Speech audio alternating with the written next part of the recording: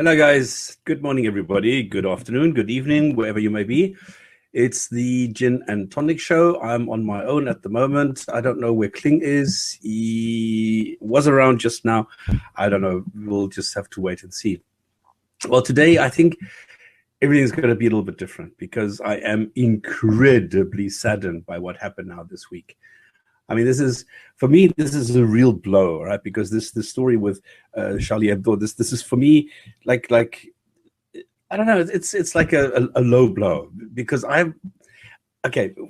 Why am I sad? Why is this so significant for me?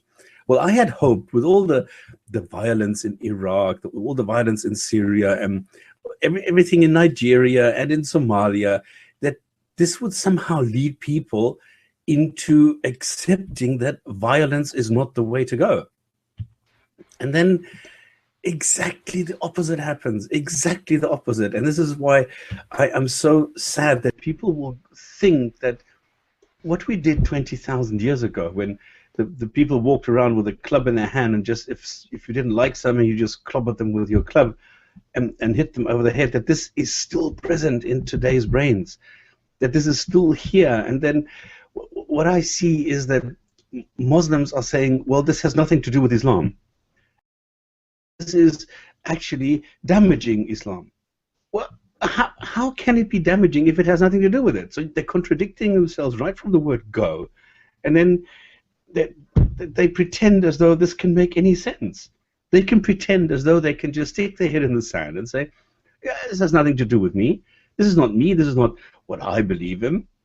And then just continue ignoring the blatant facts. And this is what makes me so sad, is that this collective denialism and this incredible contradictory attitude that Muslims have today. And this is why I think this regarding Islam, I think this was the worst week in the history of Islam. I mean, they've always been. I see. Klingschor. Oh, come on! Worst week? Maybe the Mongol invasions were a bit worse. No. I don't mean the head count. I don't mean the atrocities. I don't mean the amount of killing.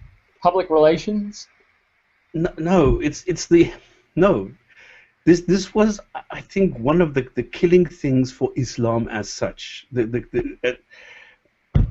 This was so horrific because it shows the hypocrisy of the majority of Muslims. It shows how the majority of Muslims is not prepared to take responsibility for their belief system. It's their ideology, and they're saying, excuse me, I wasn't ready to talk so much. And I forgot. Oh shit! I forgot my melon balls. I've got such brilliant melon balls, and now I forgot them in the kitchen. Melon balls. For me, this is so sad to see that people will refuse to take responsibility for something that they own. It is their ideology. It is their belief. It is their God. I mean, these guys pray the same prayers. They read the same book. They go through the same rituals. They go and put their head on the floor and they say Allahu Akbar, and this is the same way as a billion, 1.2, 1.5. I don't know how many Muslims there are, but there's a huge, massive amount of people that are doing the same exact thing, and they are refusing to acknowledge that yes, you can use Islam to radicalize people. Yes, you can use Islam to create killing machines if they are just deluded enough. So if you sufficiently indoctrinate someone, and if you sufficiently tell them what they need to do is this for their God, and then they will get this huge reward, and they are gullible and stupid enough to believe this, they're going to go and do this. And you need to acknowledge that Islam is capable of doing that. It doesn't mean that everybody who is a Muslim will actually do this. No, 90%, well, all right, 70% of Muslims are better than their God. They don't need this. They don't need this killing just to make a point and just to say we are the best, we are the greatest. They don't need this. They have sufficient believes in them to say, look, what I'm doing is good for mankind, it's good for my God, it's good for me, I'm getting my points, I'm getting everything, and I'm going to go to heaven, and this is all I want. And they're happy with that. But then there are those, and today in the messages, again, so somebody is saying, well, if you look at the czars and you look at the old people in the Bible, they had young kids as wives, and they had hundreds of wives, and who the fuck cares? It's what we are doing today. It's what Islam, what Muslims are doing today. That is what counts. I don't give a continental fuck about what happened 1,000 years ago. Whether Solomon, who knows whether Solomon really existed as such? Who knows whether he really had 1,000 wives?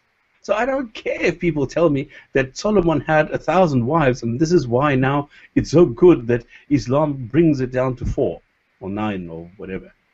It makes me sick. And now the people are doing the same identical thing and saying, yeah, but look at those killings there. It's horrible.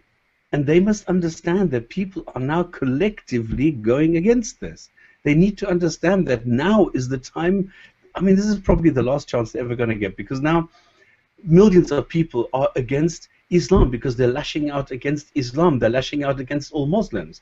They don't understand these little differences because nobody has told them. I mean, the information policy of Islam is always, Islam is a religion of peace. 99% of all atrocities are committed by Muslims today on this planet, or 90% or whatever. So it doesn't fit together. So people are confused, and so they're saying, well, then they must be lying, so it's all Islam. No, it's not all Islam. But how can you convey the information, and how can you convey the facts that they don't go now and bomb every single mosque with perfectly normal people in there? How can you do that? I don't know. I'm so down about all this. I mean, it's so stupid. I mean, Charlie Hebdo was just another magazine. All right, it was not a huge big deal. They were satirizing. They were caricaturing politicians. I don't know, singers, all sorts of people, and religions. And why not? And one of these things is Islam, which is around today. 1 billion people are followers of this Islam. So why can't you make fun of it? It's making fun. This magazine was not killing anybody. It was not violent. It wasn't doing anything. It was drawing pictures. And that is how weak Islam is. This is how weak Muslims are. They feel threatened just by some pictures. And they need to go, and that's the only thing they can do. They can go steal a car, steal some weapons, go around, drive somewhere, kill some people, and then they run away. And they're doing this to schools, they're doing this to cafes, they're doing this to offices, soft targets. There's not a military installation. I mean, if you walk into a cafe in Australia, people are sipping their latte macchiato or whatever. Then they're not into violence, they're not in anything. And then Muslims come in and kill them. I mean, it's so weak. It's so impotent. It's incredible. I mean, how can they go and they kill 12 people and then they say, Allahu Akbar, wow, we have avenged the Prophet? No, you've done nothing. You've made a fool of yourself. And people are laughing about you because after the sadness goes away, I can already feel this. That I was incredibly sad by the idea that people who just use a fucking pen, they just draw pictures, stupid pictures. I mean, if I don't like them, I don't look at them. And only a very few people actually followed Charlie Hebdo. Now the next issue is being come out with 1 million plus. So they have now catapulted Charlie Hebdo to incredible fame, and this will last for a couple of months. So they made this a very successful magazine. They're not going to stop writing. Oh, shit. No, I need to stop. Kling, you go. I'm going to shut up now for a while. I get your frustration, but the only my caveats would be I don't think any Muslims have to apologize for this. I don't think people are to blame. Shit. No, sorry. Okay, then I need another 2 minutes. I'm sorry. No, this is not my point. Okay. My point is not apologize. No. Christ. You cannot apologize for the atrocities of others which are committed in your name. That is not what I am saying. I am saying they need to take responsibility, not by saying, "Oh, excuse me, I didn't mean to." No, I am talking about taking responsibility and saying, "Yes, it is capable, and now it is enough. We need to stop this." Not this, "Oh, I'm sorry that these people killed and they said Allahu Akbar, and I'm also saying Allahu Akbar, and this is now my fault." No, it is not your fault. It is your fault that you're not taking responsibility for your ideology, that you're not saying, we need to change this. We need to take the Quran and say, look, these sentences which say kill others and do this and use violence, all that, those were for 2,000 years ago. Today we have progressed. We are better than our God. We need to take this metaphorically. We cannot take this literally. We have to change our attitude towards our God's scripture. This is what I'm saying. This is what I mean with taking responsibility. They need to acknowledge that, yes, Islam can radicalize, and the only way out of this is to take out the sentences in the Quran. Yes, it means a revolution. Yes, it means that you need to really change something. But fuck, either you're going to do this or you die. I'm sorry. So it's not about apologizing. It's about taking ownership and saying, okay, yes, it is possible, and now we need to change it from the core, not apologizing afterwards. It's avoiding it right from the middle. We need to go to the source and not to the effects. So what you rather mean then is Muslims should be frank with the content of their scripture. Exactly. And legal writings, with, I guess with things like the content of the Sunnah. What do the Hadith and related literature convey about? And the germane example, obviously, is Muhammad's murder or soliciting of murder of various satirists and poets and so on and so forth. What he did when he came back to Mecca, for example. Yeah, exactly. Oh, right. And so, I mean, and I get that, I guess. Although, obviously, I take a different view. I don't think that the scripture in and of itself has any agency, really, in determining people's behavior. So for me, it's an irrelevant exercise to tell Muslims to. Yeah, but they've been told for 30 years they need to do this. Now they need to change it and tell them for 30 years to not do this. I mean, for 30 years, Saudi Arabia and all these what are these indoctrination schools? I understand. The Wahhabization. I get you. But see, the Wahhabization, that's a political program. So for me, the thing to do would be to undermine or reverse that, well, to just cease that political program. Seems to me the first big issue, the first step. First step really is to tell Saudi Arabia to, fuck right off, I guess. And Qatar and all these other states that fund this kind of essentially this politico-religious ideology that they espouse. Well, political radicalization, yeah. Yeah. I think it's also Egypt. It's also those places. I think a big problem, though, is that often it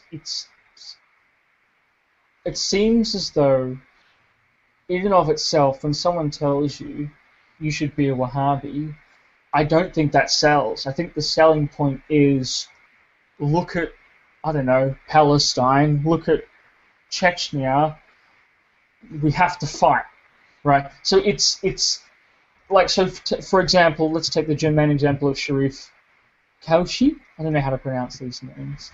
The older brother of the two gunmen, right? I mean, he was radicalized by the U.S. torture of detainees in Abu Ghraib prison, for example. So it doesn't exist in a vacuum. People usually have to rely upon some sort of political or global narrative of some sort of injustice to really radicalize them. And then they have recourse. I mean, again, take this Sharif guy. He was back in 2005, he was a non-religious drug user, alcohol drinker, had a girlfriend. Are you talking about this Kwachi guy? The older brother of the thing that sparked this off, the two guys who walked into the cartoonist location. Kwachi. Kwachi, okay. So Sharif Sharif Kouachi. I mean, the older brother. So he was, one, radicalized by foreign policy issues. Two, was irreligious in his behavior. So even though his response now is articulated as, well, I guess some sort of Wahhabism or variation of there in some sort of militant Islamic framework, it seems pretty implausible to attribute this to purely theology. It seems, well, obviously, because he was, I mean, so Islam is the cause, but his behavior was un-Islamic. I mean, if Islam is the main motivation of this guy's life, why wasn't he following... Where does Islam tell you are not allowed to kill a policeman lying on the floor begging for mercy? Islam doesn't say that. I don't mean that. I mean, is that the claim is that this guy's motivated by Islam. Okay, so if that was the case, we would expect him to be following the Sunnah, right? But then here he was as a drinker, as a drug user, as a committer of zina, right? So it's sort of like, well, okay. Absolutely, yeah. It's kind of, it puts a big question mark on that for me. It makes it seem like actually Islam is almost like a post hoc framework, and the real motivation is the political stuff. But whatever. Anyway, we're right at the start of the show, so before we get into these sort of discussions again, do you want to do we have any preliminary materials to go over, and do we want to get any guests in? Well, I think we should have guests right away. I just wanted to get your okay. Oh yeah, sure. Go ahead. Then what I'm just going to do quickly is put this into the live link, because I think today we need to discuss this. I think it is important today.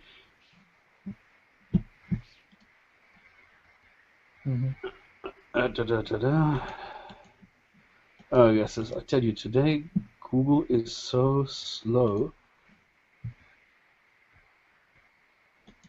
What the? I don't know what this is doing. Is it going through the? Now it's suddenly. I don't know. I mean, there's some. It's not all bad from this. No. I have some positives. Oh, the kosher store. Exactly, that a Muslim went and hid people and helped people. This is the positive. Hang on, where's my text? Oh yes, I am so sad about this. You cannot believe how this has affected me. It's like somebody comes and pulls the rug from underneath you. I really had high hopes. I really thought I had this figured out. I did not see this. I mean, what is brilliant is the reaction of the rest of the world. Okay, and you have this typical the kingdom therefore strongly condemns and denounces this cowardly terrorist act that is rejected by true Islamic religion as well as the rest of the religions of it. No, it is not. I don't get what people are saying. Egypt also condemned. Two police, Turkish, fight against extremism and Islamophobia. Our religion is a religion of peace. We are against all forms of terrorism. What a fuckhead! No, it's not a religion of peace. Every time I see this, I want to go and shut them in the face. It is wrong. It is wrong. It is a lie to say our religion is a religion of peace. You mean peace as in, well, if everybody bows their head in one direction, then it's peace. Don't do this. Well, okay. I doubt they have that. Muslims are starting to wake up. Okay? There are a lot of Muslims which are now starting to question all these things and are starting to question, are we doing the right thing in saying this and giving it the name, the religion of peace and so that. Anonymous, okay, will hack jihadist sites which recruit people. So in other words, yeah, right. Anonymous are just full of it. Okay, but if they go and do that, we're going to take on Mexican drug cartels with Scientology. So if they do this now with jihadist recruitment sites, brilliant. Well, and now we see the other positives. We see actually how weak and desperate Islam has become. That they need to go and attack some drawers, some painters, and then say, wow, we've done something great. And this is how weak Islam is today. And some media are reproducing cartoons in defiance, and not like CNN's Amanpour calling them activists. And this is this needs to stop. Anyway, so there are some positives, like the guy exactly. I mean, there was a policeman who was a Muslim. The policeman who got shot by a Muslim was a Muslim, and this Muslim terrorist didn't care that there was a Muslim, a wounded terrorist, a wounded policeman lying in the street that they had just wounded, and he was begging for his life as a Muslim, and this Muslim goes and puts a bullet in his head and says, I don't care about you, I don't like you, I'm going to shoot you. Boof, buff, gone, dead. And this is the kind of behavior, I think, this policeman, I think, is representative of all the outrage that the Muslims are now showing. And the same as the store owner, a Muslim working for a Jew in a store, brilliant. And then he is the one who then hides people so that they don't get shot by the terrorists. Brilliant. Those are the stories that we need to hear. Not these other stories of all the stupid assholes now who are saying, yes, we have avenged the Prophet. Okay, I'm shutting up. All right, welcome guys to the show. TJ and Abu Murhed, welcome back guys. How's it going? Doing good. How about you guys? How you doing? Oh, pretty good. Oh, and Salamut as well. Hey. I've just been doing a lot of research, I guess. Just been being a big old nerd. Yeah. I haven't been making many videos lately, I'm afraid. I've got to get back into that. But yeah, that's about it. Just been researching various topics, history and all that kind of shit. Oh, and welcome also Salamut and Random Murtad. We've got a lot of people in today. Great. All right. Well, who got in here first? Abu Murhid, you came in first. So, what do you want to talk about? Do you have any thoughts on all this? Hayakum Allah. Yeah, I wanted to comment on the last week's Hadith of the day, but I feel maybe we should talk about this Charlie thing first. Yeah, I remember. Back in the days, I remember, like, for example, when this Theo van Gogh guy was killed, and it was kind of funny because, or no, it's not funny at all, but I remember many, like, moderate Muslims. This was in another Arabic country, so it wasn't in Europe, but they were, like, kind of, they said that they wouldn't do it themselves, like they wouldn't kill him themselves, but they said something like, Alhamdulillah, he got what he deserved, and so on. So I'm afraid that there are many so-called moderate Muslims that have the same kind of like view on this, that they wouldn't do it themselves, but deep inside they are glad it happened or something. I hope it's not the case, but I'm afraid that's the reality. All right, TJ, welcome as well. What are your thoughts? Yeah, I mean, when the story first broke out, I mean, obviously it was shocking. But after it sank in, I'm not really that surprised. I mean, this all started, I guess, with Salman Rushdie. I mean, his only crime was running a work of fiction, and basically, the government head of another country suborned his death, and like he actually offered money in his own name for somebody else's assassination, and yet most people, and particularly on the left, I mean, instead of going after the fatwa, they actually were going after Salman, and we're seeing the same thing today, and I just think that the leftist narrative is now dominating everything, whether it be the media, whether it be reporting, anything. And this whole thing of political correctness is getting people killed. And honestly, I think it's bullshit. I mean, people are dying every day, and to even point this out is like a crime in itself, or it's somehow Islamophobic, which is a bullshit term, which I think doesn't exist. And we've been sold these false narratives, and people are actually buying into the bullshit. So to me, I mean, if we were really gonna show solidarity with Charlie Hebdo, every single media outlet should have published those cartoons.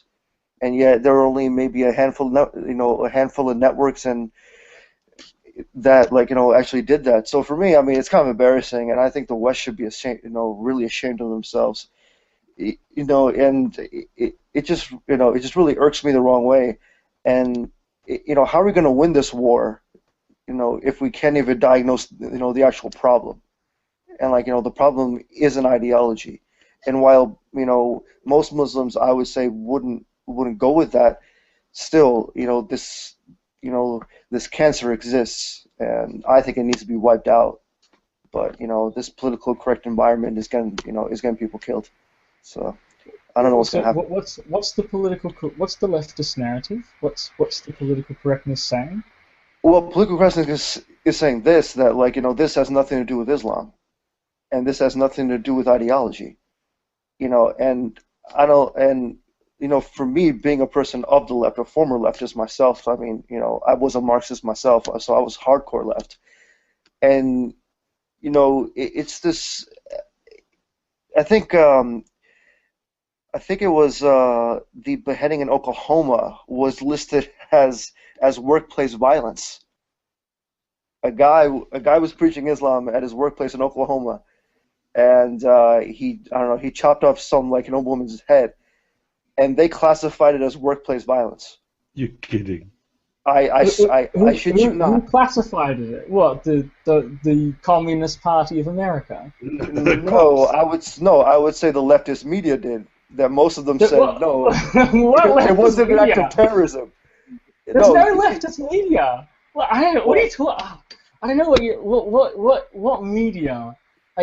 Murdoch owns so many papers, for example, and he's extremely conservative, and his position is that exactly as you're saying, that there's this jihadist cancer. What leftist media are you referring to? CNN. The mainstream. It's not leftist. It is not leftist. For sure. What is left? Okay, then we need to explain what leftist is. The left is anti-capitalism. The right is capitalism. It's as simple as that. Left is socialism, anarchism, or communism. Right, everything on the other side is the right wing of that. I mean, that's the only political system that makes sense. So, I mean, it's at the very best, these big companies you're referring to, CNN, are status quo. They're not. I mean, to call them left wing is just to completely rubbish the word, to divorce the term left wing of any meaning. And this is something that I'm writing about at the moment. Actually, I'm writing an article.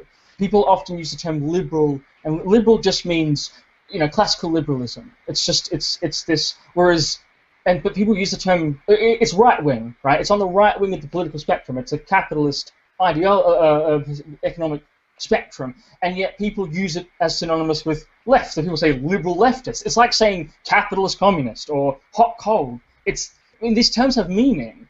So, I mean, I don't know how.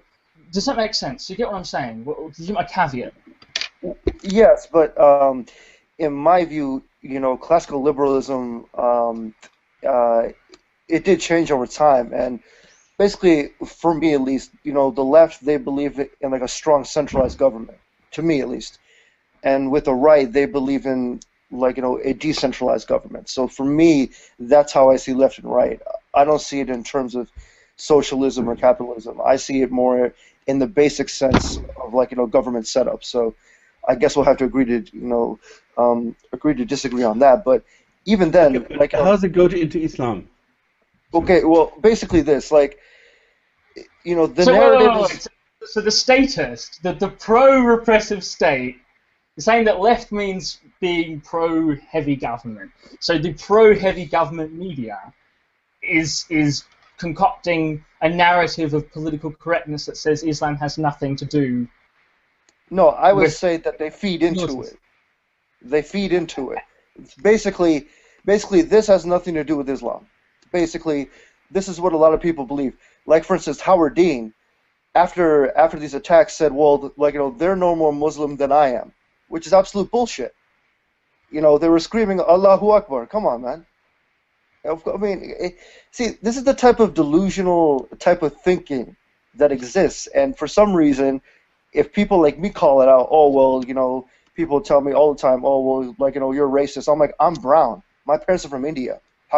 how the hell are you going to call me racist? You know, well, in fairness, that doesn't mean you're not racist. I mean, there's racism in India towards different groups. But I get your point, right? Okay, but that makes I sense. understand.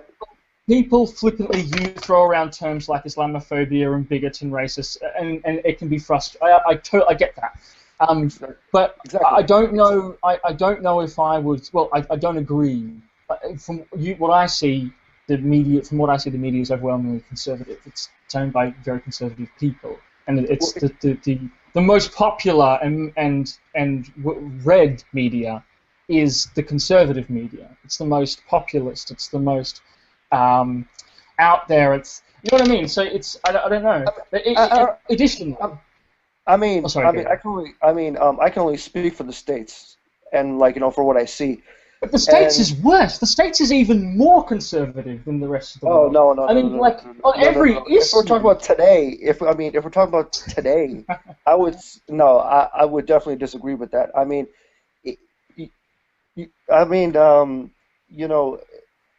don't know. I just think if you look at today's public school systems, if you look at today's inner cities, it's not dominated by conservatives. In my view. Sorry, we've been talking a lot. Yeah, what would you have to say, Salamat? Sorry. Yeah, sorry. I know I'm sort of out of turn here, but I just wanted to just chime in. Remember that the States is a place where Sikhs and Catholics have been shot because they were mistaken for Muslims. There's definitely anti-Islamic attitudes there, and I don't see this supposed narrative that of the left, or I don't know, the politically correct, or whatever you would like to label this, is taking this foothold to renege Islam of any culpability in contributing to this incident or others. Yeah, I can definitely vouch for for your first point. I'm a former Sikh myself, and I did apostatize a couple years back, so I can speak for that side of it about discrimination, all that stuff. But even beyond that fact, for me at least, it's about the narrative. Is that, are we going to call a spade, or are we going to try to go about it in some sort of cowardice way and blame it on mental illness? I heard a couple times for these attacks because of mental illness. The guy that shot up the Parliament in Canada was considered as a mentally disturbed person. I'm it's just. But people say that about every shooter. That's said about every. Every guy is got some mentally fucked lone wolf. Blah blah blah. So again, I wouldn't attribute that to some sort of conspiracy or overarching narrative. No, but this is the ideology. This is exactly what is happening. That the people are being labeled as such, and nobody is putting their finger on the core of the problem. And this is why I agree with this. We need to call a spade, and we need to be honest with ourselves. We need to say, all right, we cannot be politically correct all the time. If you abort a fetus, you are aborting a fetus. You are aborting something that will eventually grow into a child. Whether this will be a healthy child is a different story. But at the end of the day, you need to call the spade a spade. You say, yes, I am pro-abortion, and I need to say, yes, I am pro-life when it comes to the mother's life, and not the future, whatever. So you need to, at some stage, you need to name the things the way that they are. And you cannot just say, pussyfoot around, oh, well, this is a lump of cells. And you cannot say, well, this is a baby. You cannot do that. We need to be honest with these things. And to say that these are mentally handicapped people is just as dishonest as saying that this is only fueled by Islam. We need to actually physically put our fingers on the problem, and that is Islam is being used to indoctrinate the people and is being abused. And this is why I'm saying the imams for the last 30 years have been indoctrinating people, have radicalized people. That's why we have people like Hamza Tzortzis who are saying, well, we don't need capitalism. We don't need freedom of speech. We don't need that. We have our God.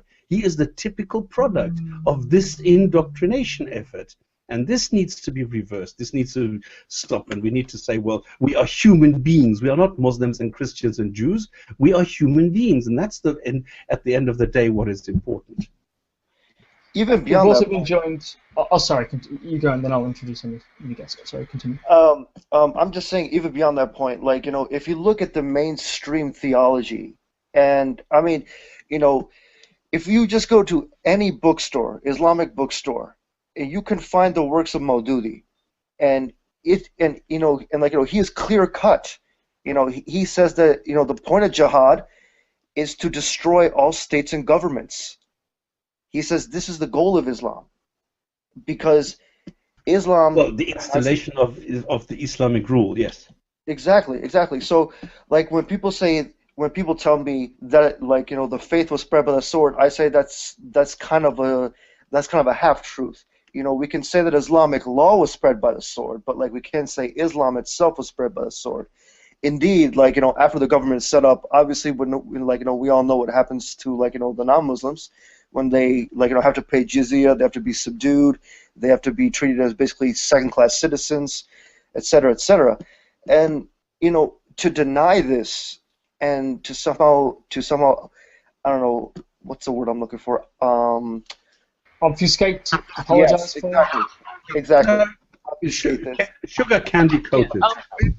Exactly, and like this, like watered down Islam that's being preached today, I think is an absolute farce and like an absolute fallacy, and we need to for Obama to come out and say that ISIS is not Islamic. I mean, could there be a bigger load of horseshit? Yeah, I'll agree that I'll agree that that's fatuous. Hold on, Salsa, can you mute your microphone, because we're getting feedback from your mic and it's distracting. Sorry, Salim, what did you have to say? I was about to say I do agree with the whole there's like calling Daesh non-Islamic and all that. I actually agree, and I also do agree that that more Islam seems to be Islam as a whole, if you can count it as a whole. I don't really think you can, but Islam as a whole is more backwards than Christianity for a number of cultural and geopolitical and historical reasons.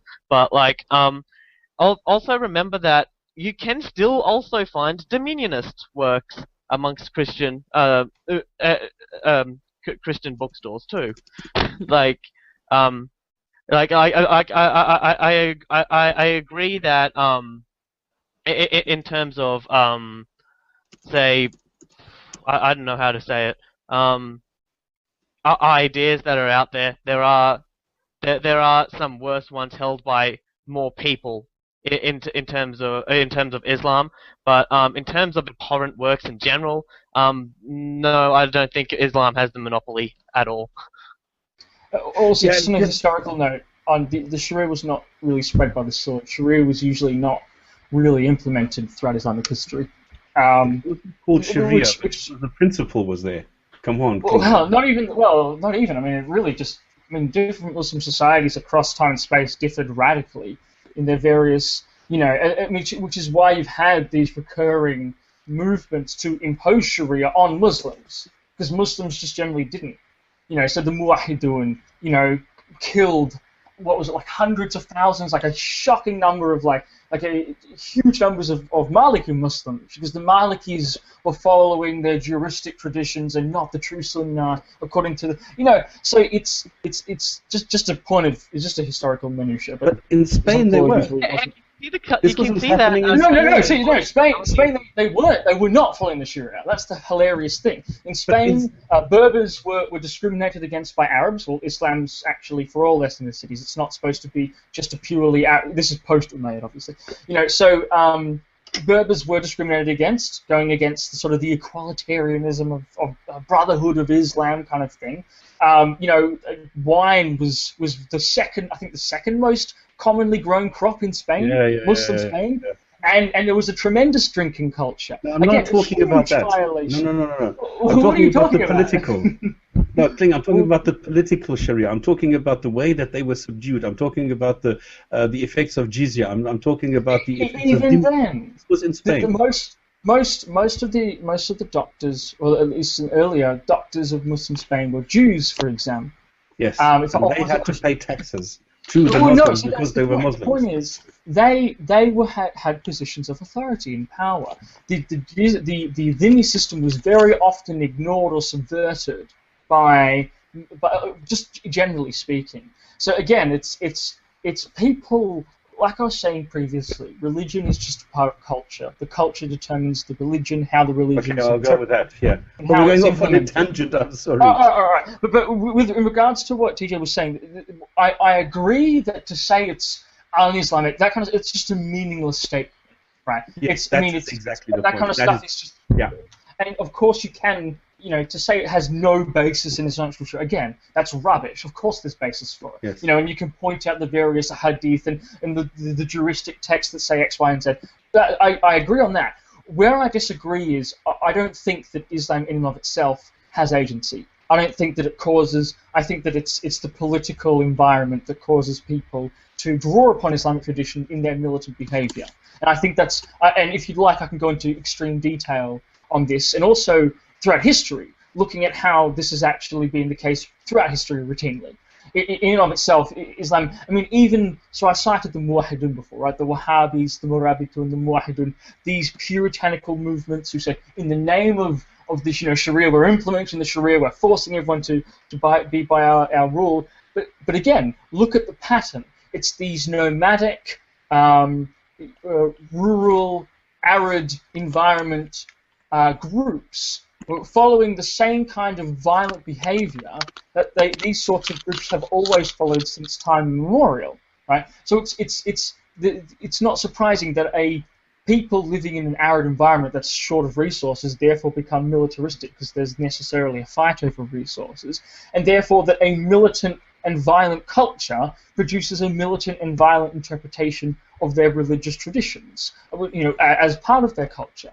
So again, it's in and of itself, Islam doesn't really have that much agency, like any other religion. It's entirely in the eyes of the beholder, and the categories and hermeneutics of the individual are shaped by their environment. So hopefully that makes sense. Sorry, I've talked too much. So Celsa, you still with us? Welcome to the show. What are you thoughts? Hang on, was Salam finish? I think I. Oh, sorry. I just have got so many people now that I'm trying to. All right, so did you have anything else to say, Salamut, before we go on to Salsa? So? I can't remember anymore. I'm sorry. This is my superpower, verbiage. Anyway, but actually, to the point you were saying though, I have heard I have said something in the past which sort of summarizes what you said, and that was that generally people don't follow the religion follows the people. Yeah, I mean, it's empirically the case. I mean, it's just demonstrable. But that's my opinion. All right.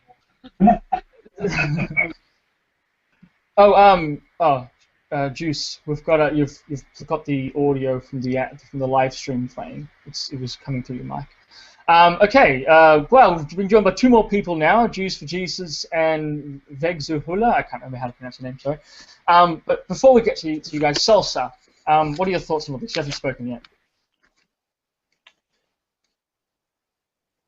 Are you with us? Salsa Havoc. Okay, your microphone is not currently working, Salsa. You'll have to... Oh, there you go. Are you with us? Yes, hello. Welcome to the show. Hi. With the whole thing, which I was listening to, which I've only started 10 minutes ago. Because I just woke up. My thoughts are with the whole aspect between looking for a cause on what makes people become more religious. I think it's to do with different time eras, meaning recently, in the past 200, 300 years, some people have attributed that to the rise of the whole concept of fundamentalism, which apparently started in the 19th century. That, according to some historians, was started by the Christian movement. Now, I was talking to a friend the other day about it, and it was an interesting debate whether the whole Islamic ideology is fundamental in nature, or if it just started to be fundamental, because the way Islam spread originally was very political, and you could see that there was a fundamental political part of how it started. What are your thoughts? I think this is generalizing a lot, because I think the actual problem is a lot. It's smaller.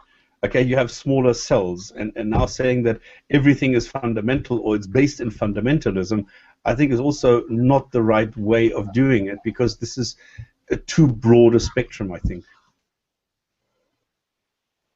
Yeah.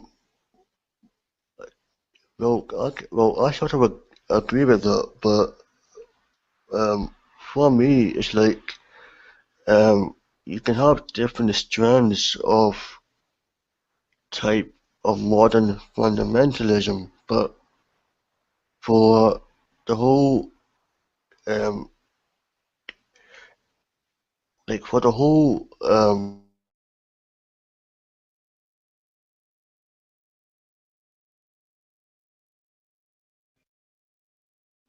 Okay, Hello, until you still- Salsa gathers his thoughts, who was next in the line? Was it?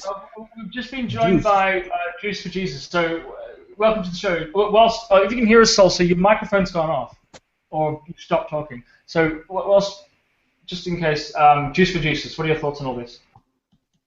Hi guys, I actually called in for requests to because I would like to know, where does this prohibition of images of Muhammad actually come from? I think it would be useful to. I thought you were calling in to demand a fatwa. Before we get to that, can I ask a Klingschor question? Yeah, sure, go ahead. You said just 3 minutes ago that something like within Islam itself, etc., is this and that, and just the justical system came later, blah blah blah. The thing I want to know is about, you said in Islam itself, within, but a month ago or 2 months ago, I don't remember quite well, you said one other thing, like Islam is for you what the Muslims make of it. So which is it now? Is it a consensus? Is it a thing within itself in Islam, or is what makes Islam, or is what makes Islam? Today, I understand. Today I'm just using Islam as a rough heuristic. I would say that what I said before, religion only exists in the eyes of the religionist. I fully stand by that. I think that's just empirically the case. But as a rough heuristic, I'll refer to, the Hadith and the Quran and the body of legal texts. I'll just generalize that as Islam or Islamic tradition. Does that make sense? It's just a heuristic to be able to talk about this, to a lay audience, for example. So if I want to be more specific, I specify the Hadith, say, the reports contained in the Sirah attributed to Ibn Ishaq, right, which contains various narratives, or various hadith in Bukhari talk about, was it Ka'ab bin al-Ashraf, who was murdered by some of Muhammad's warriors for being a satirist or something like that. So I get the confusion, but it's just a rough heuristic if I say Islam generally at the moment. Does that make sense? Okay, I accept that. All right, then, but now, Juice for Jesus asked a very good question. That is, where does this whole Muhammad thing come from? And the answer is it doesn't. It's one of these things, again, where it's down to interpretation, because the Quran does not mention anything like that at all. So it's not there. Now you have to go into the Sunnah and the Sirah, and there's a little bit different. Sorry? I was just Hadith, yeah, and I think it's also like a cultural connotation with the idea of making representations of living creatures and stuff. It's like show. It's hubris. It's again the interpretation, because you have things like, for example, an angel will not enter the house in which is a picture depicting a human being or something with eyes. So you're not allowed. You're not supposed. Well, not allowed. You're not supposed to have anything with like an animal or a human being as a picture in the house. Otherwise, angels will not enter it. So going from there, they said the picture of a human being is not allowed. The second thing is that you're not supposed to have any idols next to God. And if you draw a picture of Muhammad, then it could be that some people will idolize Muhammad. Well, they're doing it anyway, but what is going to happen is maybe that they will then turn and pray towards Muhammad because he is the closest thing that they have. God is too far away. Muhammad was created as a figurehead to show that a human being can go through all the rituals and handle them. So if a human being like Muhammad could do it, so could anybody else. So there's different aspects. Now, all this is interpretation, all this is just conjecture. In Shia, for example, they don't have this. They don't have this restriction. You can have little trinkets. You can have reminders of your belief. You can have all this. That is why most of the pictures that you have today, which are still floating around, are of Shia origins.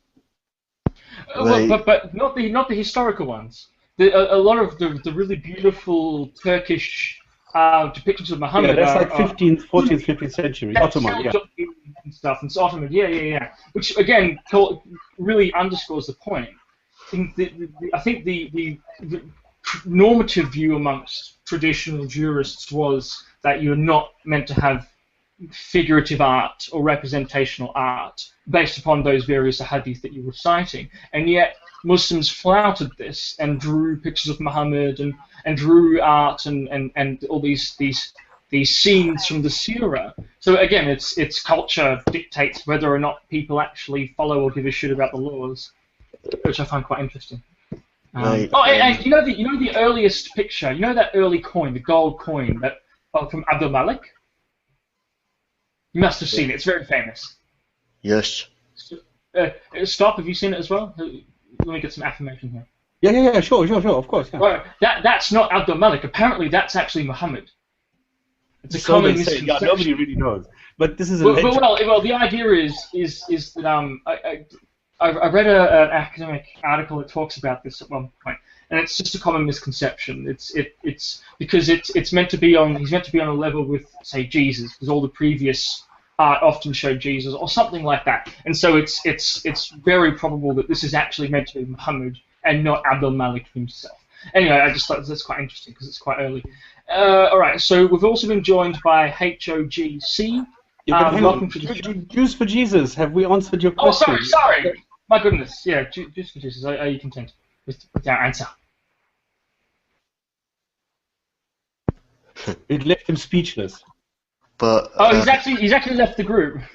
But yeah, I mean, I was about to say something before my electric conked out. By all means, sorry. Yeah, I know. Yeah, but as I was saying before I got rudely interrupted, would you say that Dominionism is fundamental to the socio-political aspect of Islam? Sorry, I don't quite get that question. Is dominion? What do you mean by dominion? No, it's a Dominionism. That is so. The Dominionism, as in the Christian premillennialism idea. Yeah. Yeah, okay, that's a premillennialist idea. That is, okay, so you know the 1,000 years of peace that Christ is supposed to bring, yeah? Yeah. There's two ideas behind around that. Oh, there's actually more. There's also non-millennialists, but there's postmillennialism premillennialism where Christ comes before the 1,000 years of peace, and there's postmillennialism. I'm sorry, did I call it it's postmillennialism. But there's 1,000 Oh, years it's the and whole then he will tongue come. twister. Yeah, I know. And post and pre, bloody Latin. Anyway, so yeah, Dominionism is an ideology centered around the idea that the 1,000 years comes and then Jesus returns. So the ideology is we must establish a global Christian theocracy, pretty much, and maintain 1,000 years of peace to bring on the apocalypse, pretty much. But like, would you not say that when Islam first started, that they've sort of adopted that same sort of mentality? I'm not aware of any. Klingschor, you might be able to correct me on this, but I'm not aware of any ideology where like you establish a global Islamic thing and then some apocalypse will happen. Well, I mean, it's talking generally, again generalizing. There is, I mean, Islamic tradition does have the apocalypse in mind.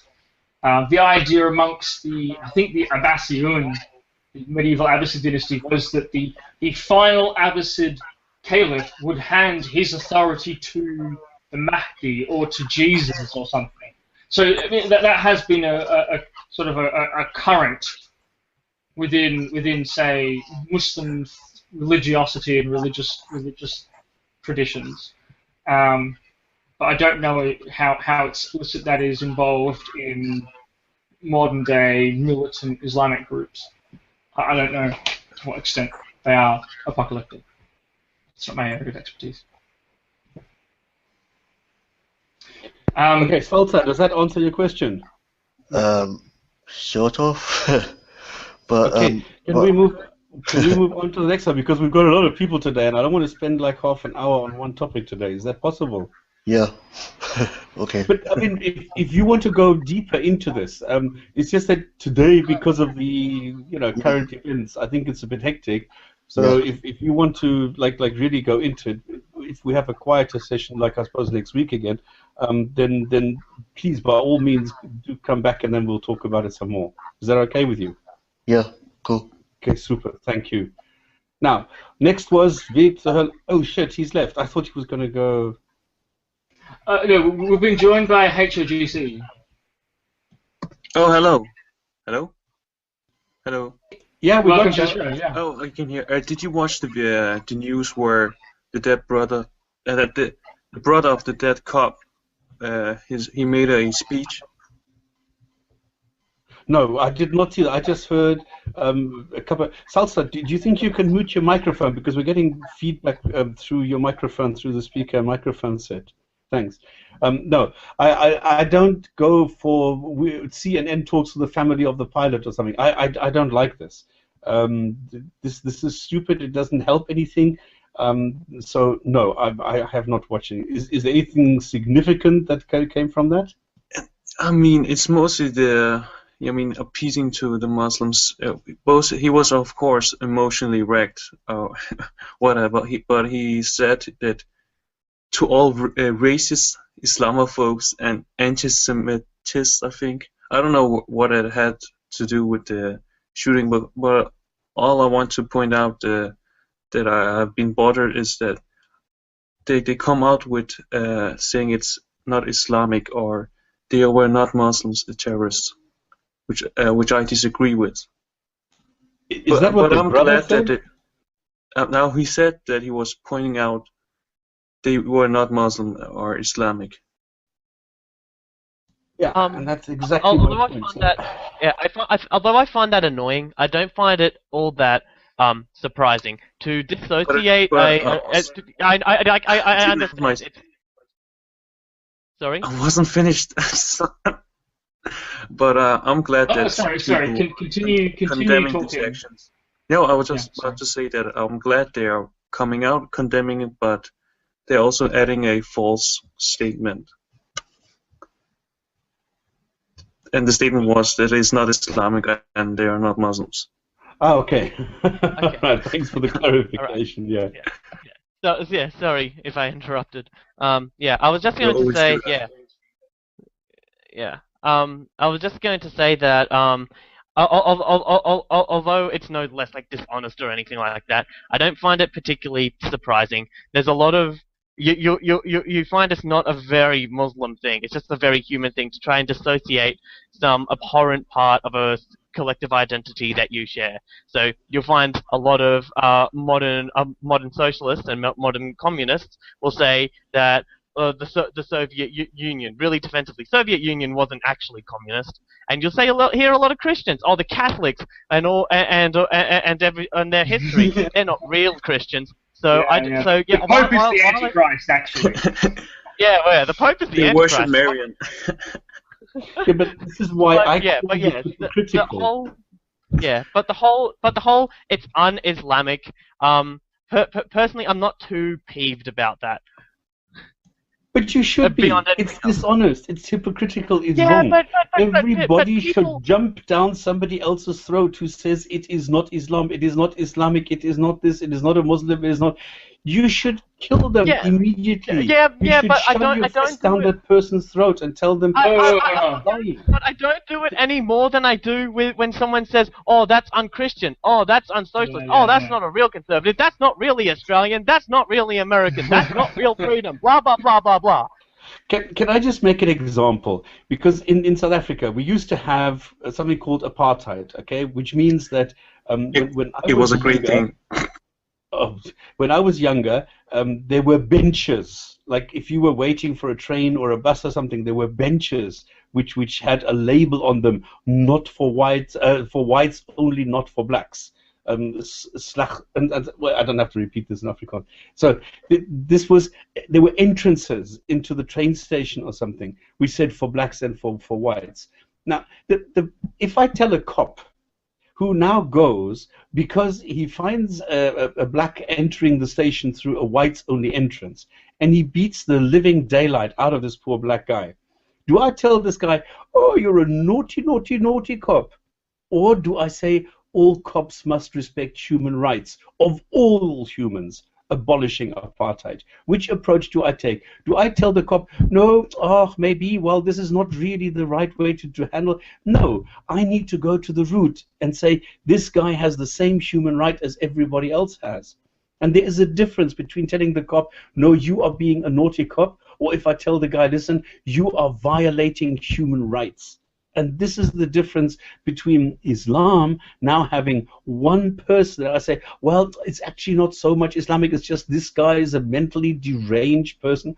No, it is not. I have to say it is Islam which needs to fix the problem. Muslims need to take responsibility and tell their own people, like the cops in South Africa finally got the hang of it and told their own people, no, Kobus, you cannot, you cannot go and kill another black just because you feel like it, because they got away with it, because it was apartheid. That was wrong, and the same approach you need to have today in Islam, where people tell them it is wrong to do that. That's it. That's my whole point. And I'm going to repeat this until I'm blue in the face. I don't think there's any difference. I don't think that what Salamat was saying was contradicting that. His point was... No. I agree with both of what you've said, because I think they're compatible. On the one hand, you should unequivocally condemn everyone who does something that you think is shit. I totally agree. On the other hand, the only point that Salamat was making was that you shouldn't be especially, I don't know, outraged at a Muslim saying it's un-Islamic, because this is very common. Every group does it. So I'm going to be just as annoyed at a Christian who says, oh, this is un-Christian when someone does something you know, as I am at someone who's a Muslim who says that, or whatever. Do you see what I mean? So I actually think the two views. But we need to be vocal about this. We can't let them get away with it. But Sure. the whole "you're not a real X" is it's so common that in some contexts it's No almost true lost its Scotsman. meaning. Like, for example, I'm not a militant anti-theist, so I've been told I'm not a real atheist. Wow, cool, nice, right? It doesn't mean anything. Well, no, like, I mean, for me at least, like, you know, being an anti-theist for me, because, you know, for me at least, it's like, you know, when people, like, I mean, it's not that I don't think it's true, but it's that I don't want it to be true. I don't want there to be an unalterable, unchallengeable authority who can convict me of thought crime. You know, I think that's what it means, you know, to be an anti-theist. Is that not only do you think it's not true, but, like, you know, you wish it wasn't true. Then I'm not an anti-theist, because that's horrible. Well, like, it's like I don't want lions to kill gazelles. Yeah. It's irrelevant. Yeah, I'm talking about anti-theism as in against all theism, like anti-religion, right? Like, I want all religions to die and their remnants in a museum. That sort of anti-theism. No. For me, it's that, like, you know, the person that says that like, you know, they're like, you know, some sort of deist, I say okay, but, like, the person that says I'm a theist has to prove that this guy. I'm not an anti-theist. That's horrible. Like, I don't want lies. What kind of comparison is that? Juice, we can hear the recording playing through your microphone. You should mute when you come to the call. Mute the live stream. Otherwise, we'll be able to hear a repeat and an echo. Sorry, continue, HOGC.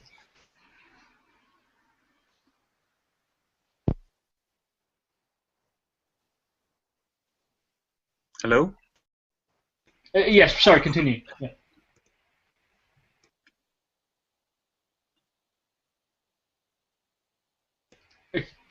HOGC, are you there?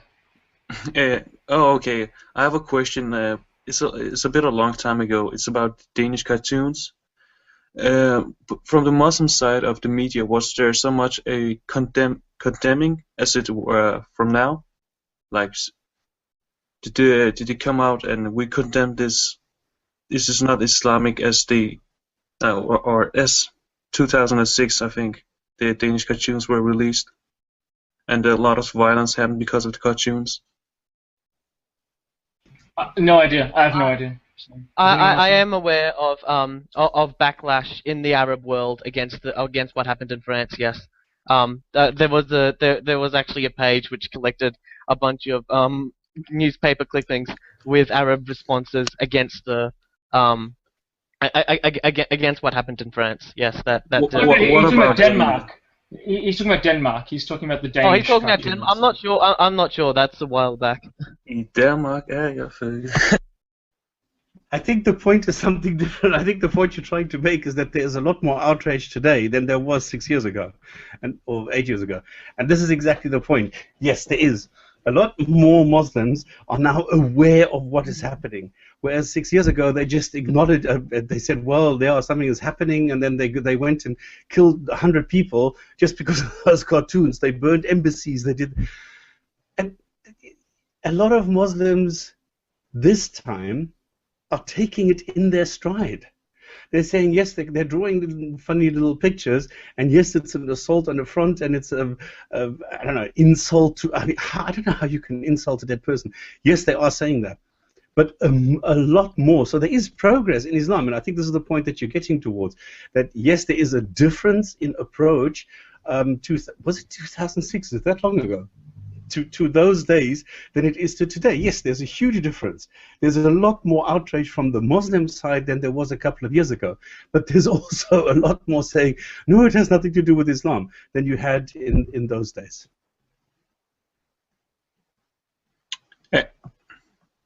Hello? Actually, it was in 2005, so it's 10 years ago. Is it that long? I can't believe it. I was not interested in Islam at that stage, so I don't even recall this so well. I just remember thinking, why is it that there are so many Muslims who go crazy about some stupid pictures in a tiny little paper in a tiny country somewhere on the planet? I couldn't understand that at the time. I didn't know what to make of it. And then I saw that so many people died, and embassies went up and we were burning and looting and ranting and raving just because of some funny pictures. And I thought, Jesus, why are these people so stupid? That's all I was thinking at the time. I can't even remember. 10 years ago. Wow. Although, in fairness, there was like a very long... When the cartoons came out, there was very little reaction, and actually took a long, concerted political campaign by certain imams to actually foment that kind of reaction over a couple of months, I think. So again, it's not in a vacuum. I noticed someone said in the comments, is it just me, or is Klingschor softening his views on Islam? I find that quite funny. All I do is change my views to reflect the data as I understand it. So the more information I accrue, the more I'll try and change my views to reflect the evidence that I have. So all I'm saying is what the evidence is suggesting as I've researched it. So I find it quite funny. It's as if there's like a dogma, like you have to be 100 points angry at Islam, and if you're less, it's like a quota of anti-Islam rage that I'm supposed to have, and if I'm like reneging on that quota, I guess I'm softening my views on Islam. I guess I love Al-Qaeda now. I mean, come on.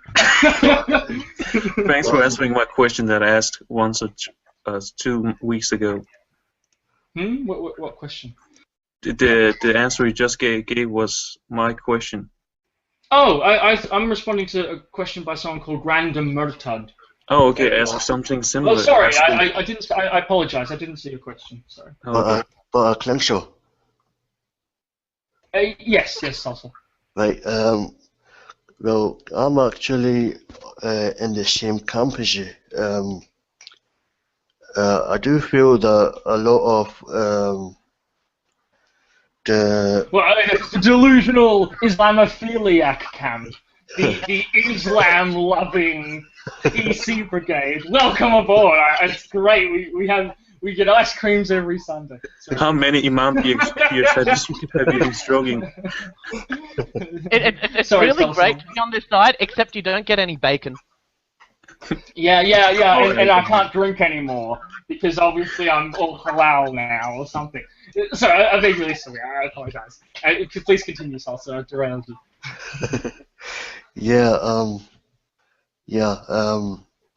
As I was saying, I do feel that a lot of the backlash that Islam has been getting is sort of has been unwarranted because, like, for example, what we see here, especially in the media, who will only like to portray a particular set of narratives, and if you were to compare it to the ground, and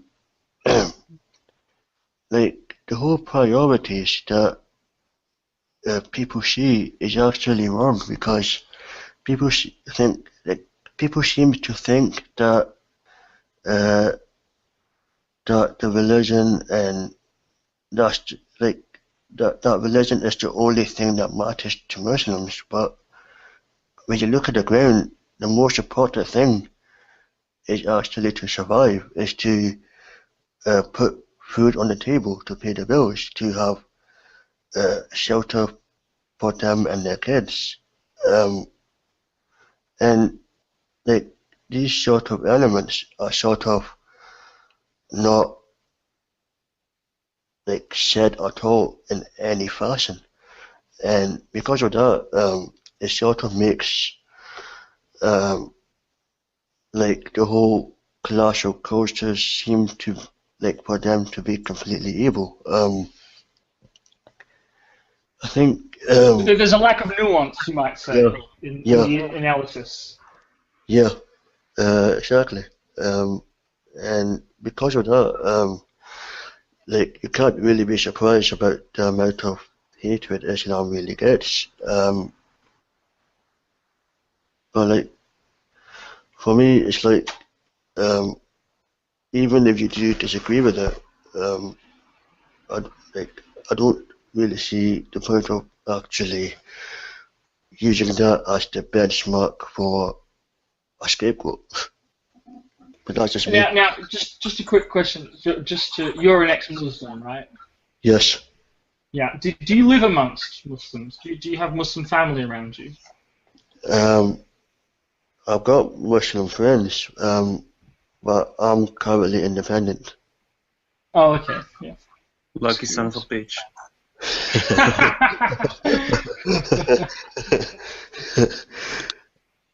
We've been rejoined by Vegzur. Oh, before I go on, did you want to say anything else before I bring it back to another guest, Salsa? No. All right, we've been rejoined by Vegzur Hola, I think.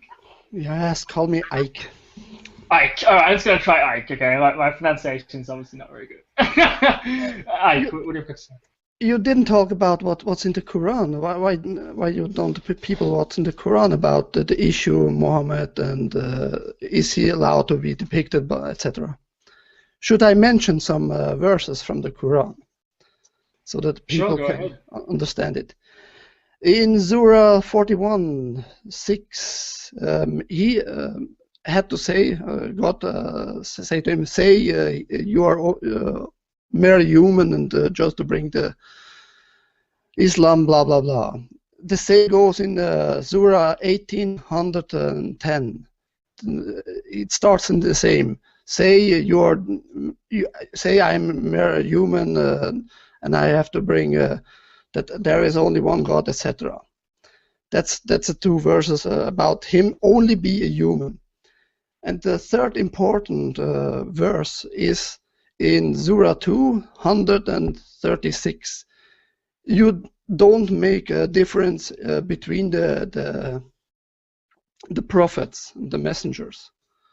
So if a Muslim want to defend this whole thing and to say that is not Islam, etc., they should bring these verses that I just mentioned and say every Christian should also take off the depiction of Jesus in their churches, etc. If they want to be like to have a line, a strict line. That's what I wanted to mention.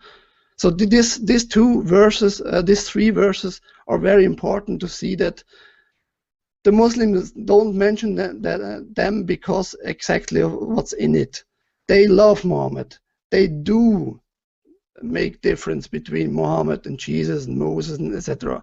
They do somehow idolatry himself, and because they are so weak, like somehow like Stopspamming say, they don't want a picture of Muhammad because maybe they would make the same thing like the Christian and pray to Muhammad, even if it's in the Quran that you can only get forgiveness through the messenger.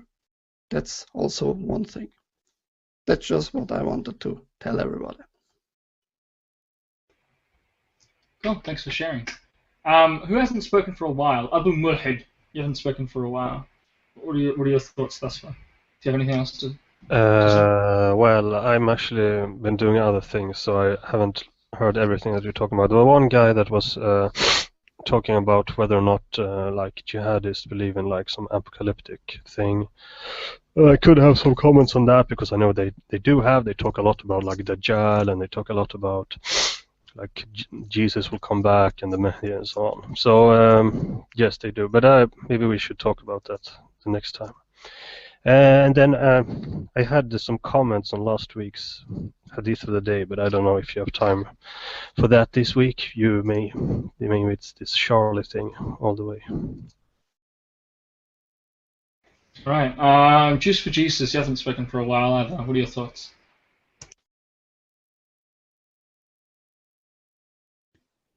Oh, if anybody can hear me, we just had a toaster explosion. I do hear you. I saw that you left and rejoined. Well, a toaster. See, I guess it's the. This follow-up attack. There was a loud This bang. one is coming after you. An ant, a jihadist ant, has wired up a toaster.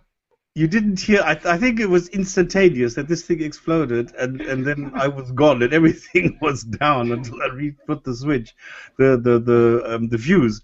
So I don't know if you still heard the bang or if this was already gone. What kind of potato do you use? What kind of what? Potato. Potato? No, it was a toaster. Yeah, so a potato. But yeah. I don't get that. But A really bad piece of equipment is sometimes known as a potato. As in, Oh, I've like, never heard counts. that. Oh, okay. No. Like with a really bad Guys, count. Like, Scott was born in 1805. Okay, which we Oh, can't cultural references. There was no electricity or lights or anything in those days. No. I didn't okay, know that it was called a well, toaster. stop. Your new What name's was now the grandfather. Boer trekkers like? but the anti-stop fans have finally prayed for his toaster. Yeah. Destroyed. That's right. See, God is real. Stop. Criticized him, and then your toaster. So what, do Stop I pray attacking towards his my toaster Uber. every morning now? Stop. Yeah. Stop. Just stop attacking God's Uma. Just stop. He's sending you a message. Okay, I'm sorry. I don't know what I disrupted now because I didn't. Oh, hear the I last was just 2 minutes. asking Juice for Jesus what his thoughts were on this because he hadn't spoken in a while. Can you hear us, Juice? Is it me or is his microphone not working? No, it's because he says in the comments that his Hangouts has crashed. I don't know if it's still the case. Okay. You're not connected with us at the moment in terms of your audio, Juice. So when that's fixed, give us a hoy. In the meantime, TJ, you haven't spoken for a while. What do you have any thoughts thus far? Or? Well, I mean, we've talked about the issues at hand, but my question is, how do we defend free press? How do we defend free speech? I mean, Islam is an idea, and to me, no idea is above criticism. So, my question is, why is it that when there's a cartoon of the Pope, that the Pope doesn't send anybody to kill the cartoonist or to kill the guy that's that's criticizing? I mean, I don't see any Jain suicide bombers. I don't see any Tibetan Buddhist suicide bombers. Why is this only inherent in one particular ideology at this moment in time as we speak? I mean, can we call a spade, like I said before? I mean, how do we tackle this issue without being called racist, without being called bigots, without being called Islamophobic? I mean, when we bring up these things like for instance, Dimitude, non-Muslims living inside the Islamic State. How can we? Honesty. Just be honest. Just be straight to the point and do exactly what I just said. Just use the Quran and show what it is that we are criticizing. I use the Quran. I try and use the Quran exclusively because I don't believe in using Hadith all the time. I try and avoid it. You can't always, but you try. So you just show the people, these are the facts, this is what we're talking about, and now compare reality. That is it. So you compare the claims with reality, show the discrepancies, and there you have the result. And then you can call a spade, and you know that you are being perfectly honest. And if somebody doesn't agree, show them they're wrong and show them how they're being dishonest and why they're being dishonest. That's the only way that I can see that we can tackle this. No, because I feel like I agree with Stop. Oh, sorry, you go. Sorry. No, I'm saying I mean, if somebody can Google chapter 9 verse 29, my browser's kind of messing up on me, but how do you translate chapter 9 verse 29 in a metaphorical or in a non-literal way? How? I mean, it's clear. That's exactly the point. You can't. So you have to agree with that. You have to be honest. It's clear. I mean, look at chapter 9 verse 5. The verse of the sword. I mean, referring to polytheists, Ibn Kathir, in my view, probably the greatest of all of the, commentators, says one that of the greatest.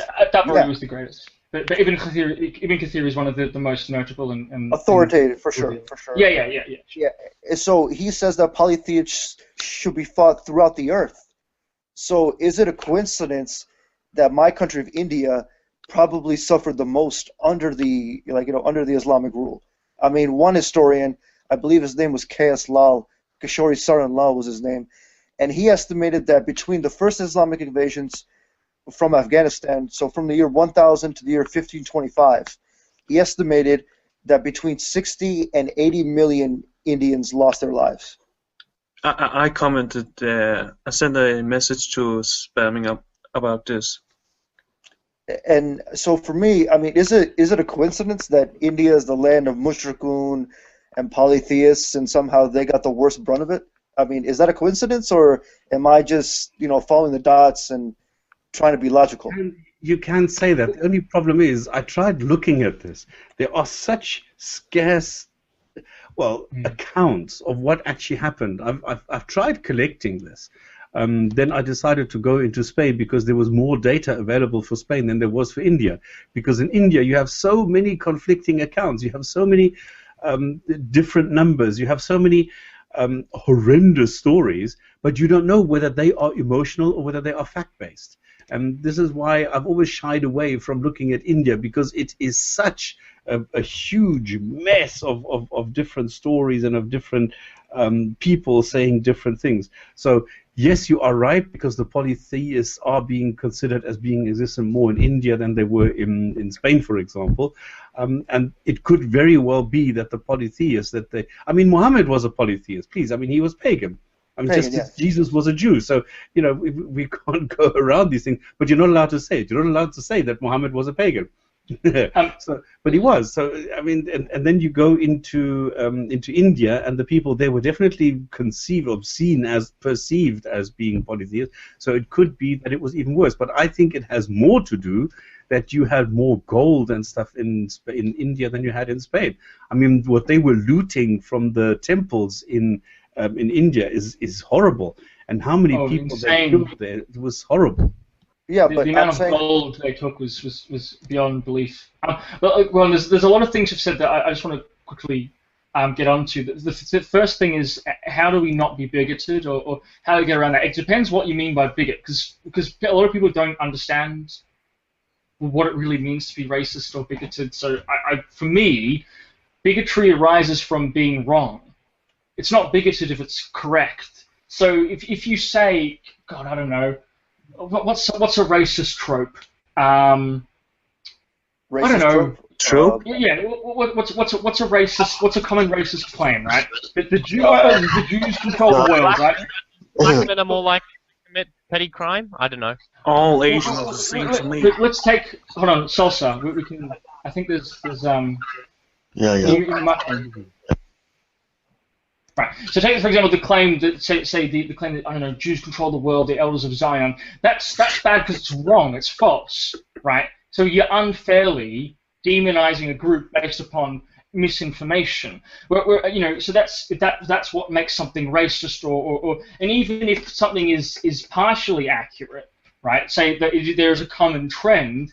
The problem is when you generalize that to all people. So I think for me, bigotry arises from when you have a false stereotype about someone based upon wrong information, or a view of people unfairly demonizing people, unfairly, incorrectly, based upon rubbish, based upon false information.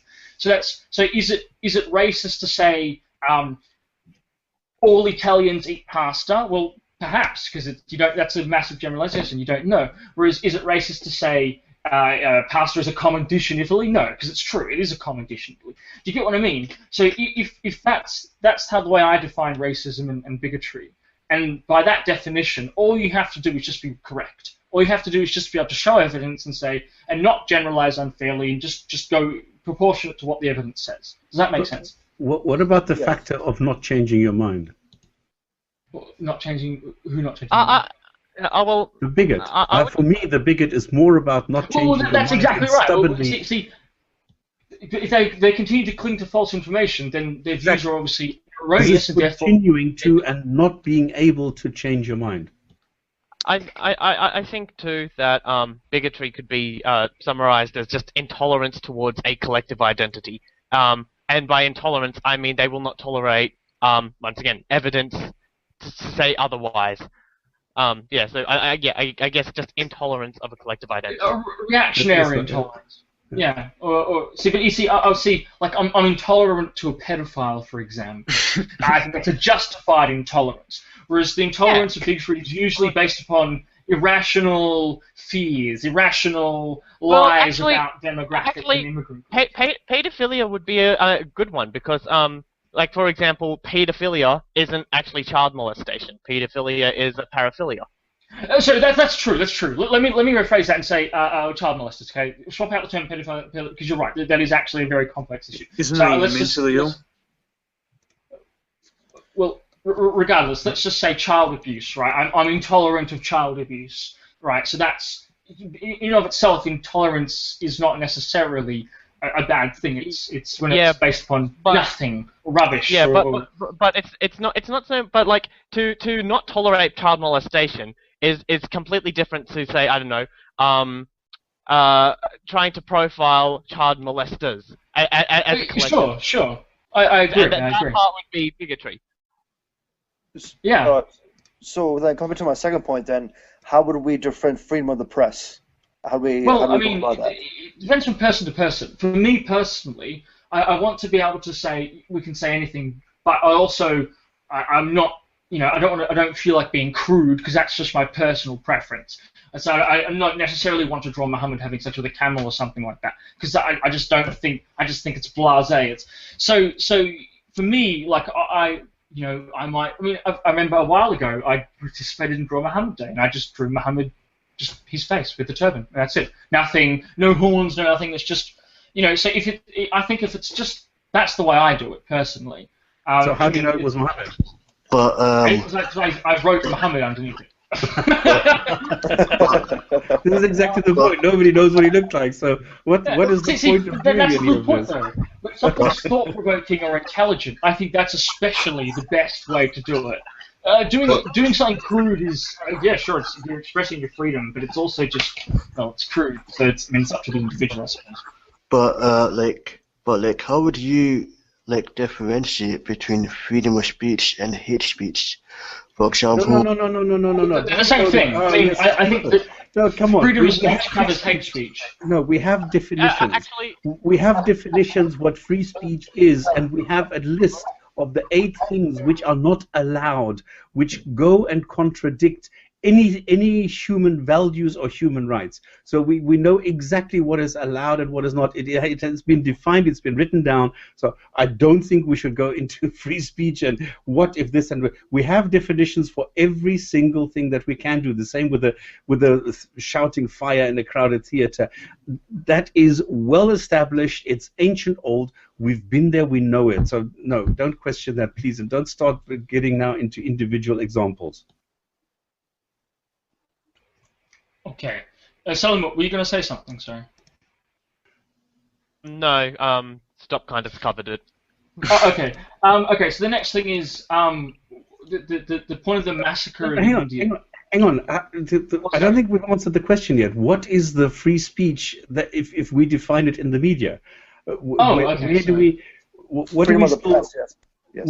What is that? What do we consider that? What is the press allowed to do and what is it not allowed to do? And there, I think Klingschor also nailed and said, well, it's personal preference because free speech means you can say anything that you want, even if you are crude. If the press wants to be crude and wants to do that and wants to offend people, it is allowed to offend people. It is whether you feel offended that makes the difference. This is where the personal aspect comes in. You cannot insult, you cannot offend a book. You cannot insult, you cannot offend Muhammad. It has to be a living person who feels offended. Because if I offend Napoleon, he cannot feel offended. I cannot insult Napoleon because he cannot feel insulted. So for me, it's the personal aspect is that makes it an offense or makes it offending or makes it insulting. So without the personal victim, there is no such thing. And this is stupid if people say, yeah, but they have insulted the Prophet. No, they have not. The guy's dead for 1,000. Well, he's never existed. But I mean, the character, the figurehead, I mean, it's been dead. So you can't offend or insult something that has been dead for decades and centuries. I think I think I'm pretty liberal when it comes to free speech, with the exception of incitement of violence and intentional deception. There's 8 different examples, because you can find a lot more. So they are defined. You could look them up. Come on, if anybody can find the list of these things. Well, what are they? I've never encountered this list. Well, I don't know them from the top of my head. It's exactly this: that incitement to violence, incitement to hatred, like. I don't know what it is called. There are categories, like shouting fire in a theater is a category, and these. Oh, sorry, you can finish. No, I was actually. Those things are written down. You just need to go and exceptions, or the 8 things not allowed, or exceptions to freedom of speech. Sure. But those things are. I know get said to death, but up to interpretation. I mean, for example, it's well okay to express your sentiment as a neo-Nazi in the US. Try doing that in Germany. You can. There are neo-Nazis in Germany. I'm a moderate Nazi. Moderate Nazi. Moderate Nazi. I mean, Nazi is just a political term, all right? It's like Islam. This is what we need to understand. Fine. Well, the National Socialist ideology that was that's a Nazi. That's a Nazi. Well, yes, but and that does get shut down a lot in many European countries. Well, you mean like a Holocaust denial? Holocaust denial is illegal in a lot of European countries. Yeah, there's a good example. And that is not illegal, and that is now the discussion to stop this nonsense to make it illegal to deny the Holocaust. I can deny the Holocaust as much as I want. Prove me a Holocaust exists. In some places you can't, because some places don't have that freedom of speech. They interpret it as hate speech. Some places you can't deny the Holocaust. Yeah. Sorry, it's not confusing. Well, people try and include it, but I think it's stupid to include that. I mean, it's ridiculous. I mean, I can deny it as much as I want to. If something is a historical fact, I can deny it, sure, but that's being a bit stupid, I think. Anyway, so the freedom of the media is they can do anything they bloody well please. And it should be short of incitement. That's it. That's how I draw the line. They can offend me personally. They can draw caricatures of me personally. Who the fuck cares? They can go and draw caricatures of my grandfather, of my mother. Who the fuck cares? It has no bearing on me. It has no bearing on my views. And if either it's true or it's not true. And if somebody draws a caricature, I actually think it's quite an honor to be mentioned in a caricature, to be quite honest, because everybody will then need to know and understand what this is about. Otherwise, it doesn't make sense. So, for me personally, and this is where I go with Kling again, I'm sorry, I have to agree with him for a change. Yes, it's a personal thing. I'm ashamed of you. One who feels offended, who cares? And if somebody does not feel offended, it doesn't matter, so they can do what they want. Wait, stop. Also, do you believe that Islamophobia exists, and do you accept I don't even know what that That's word the question means. I wanted to ask. What is that word? Well, I mean, I don't know. I'm asking you. Do you agree that such? I guess okay. I mean, if I'm going to look. I don't know if it exists. I don't know what the word means. Define the term. What connotations do you have with the term Islamophobia? Well, okay, I'm gonna Google this first, and then we'll go from there. It's like because I don't because I don't recognize the term as it is. So, but I'll just Google it and see. It says dislike or prejudice against Islam or Muslims, especially as a political force. Dislike of a political force. Yes. Yes, that exists. Dislike of or prejudice against Islam or Muslims, especially as a political force. So I don't like the prejudice, no. But like for some people, they tend to interlink it with racism against African and Arab Muslims. Well, Islam is not a race, so I know, but misinformation, yes. I know, but like some people are interlinking it with the hatred of Africans or the hatred Wait, of wait. Arabs. Do you mean that people who don't like Islam sort of mix their dislike of Islam with a dislike of Arabs and Africans? Is that what you mean? Well, for some people, they have that definition. Or do you mean that people believe that Islamophobia is the hatred of Arabs and Africans or whatever? Is that what you mean? Yeah, for some people, yeah. Oh yeah, but even though there's like Arab Christians and like African Christians, right? I mean, it's just a false. No, if I criticize Islam, does that make me somehow Islamophobic? If I point out certain teachings, yes. So what is Islamophobic? Exactly. I'm saying that it's in the eye of the beholder. Is it not? I mean, you can mold the definition and mold the term as you see fit, can't you? Okay. If you say I am anti-communist, that's the same with everything. Yeah. is there a communophobia? I've never heard of it. Okay. If I can draw a parallel. Yes, I think there is. If you look at the propaganda from the 1960s, 1970s, when they had this, yes, the communists are plotting and they're going to kill you. That's the McCarthy area. They're on your bed. That is a phobia. That was a rabid fear, and it was mostly unsubstantiated. There was no word for it. Well, that's correct. But the fact that there was. Well, the Red Scare, there you go.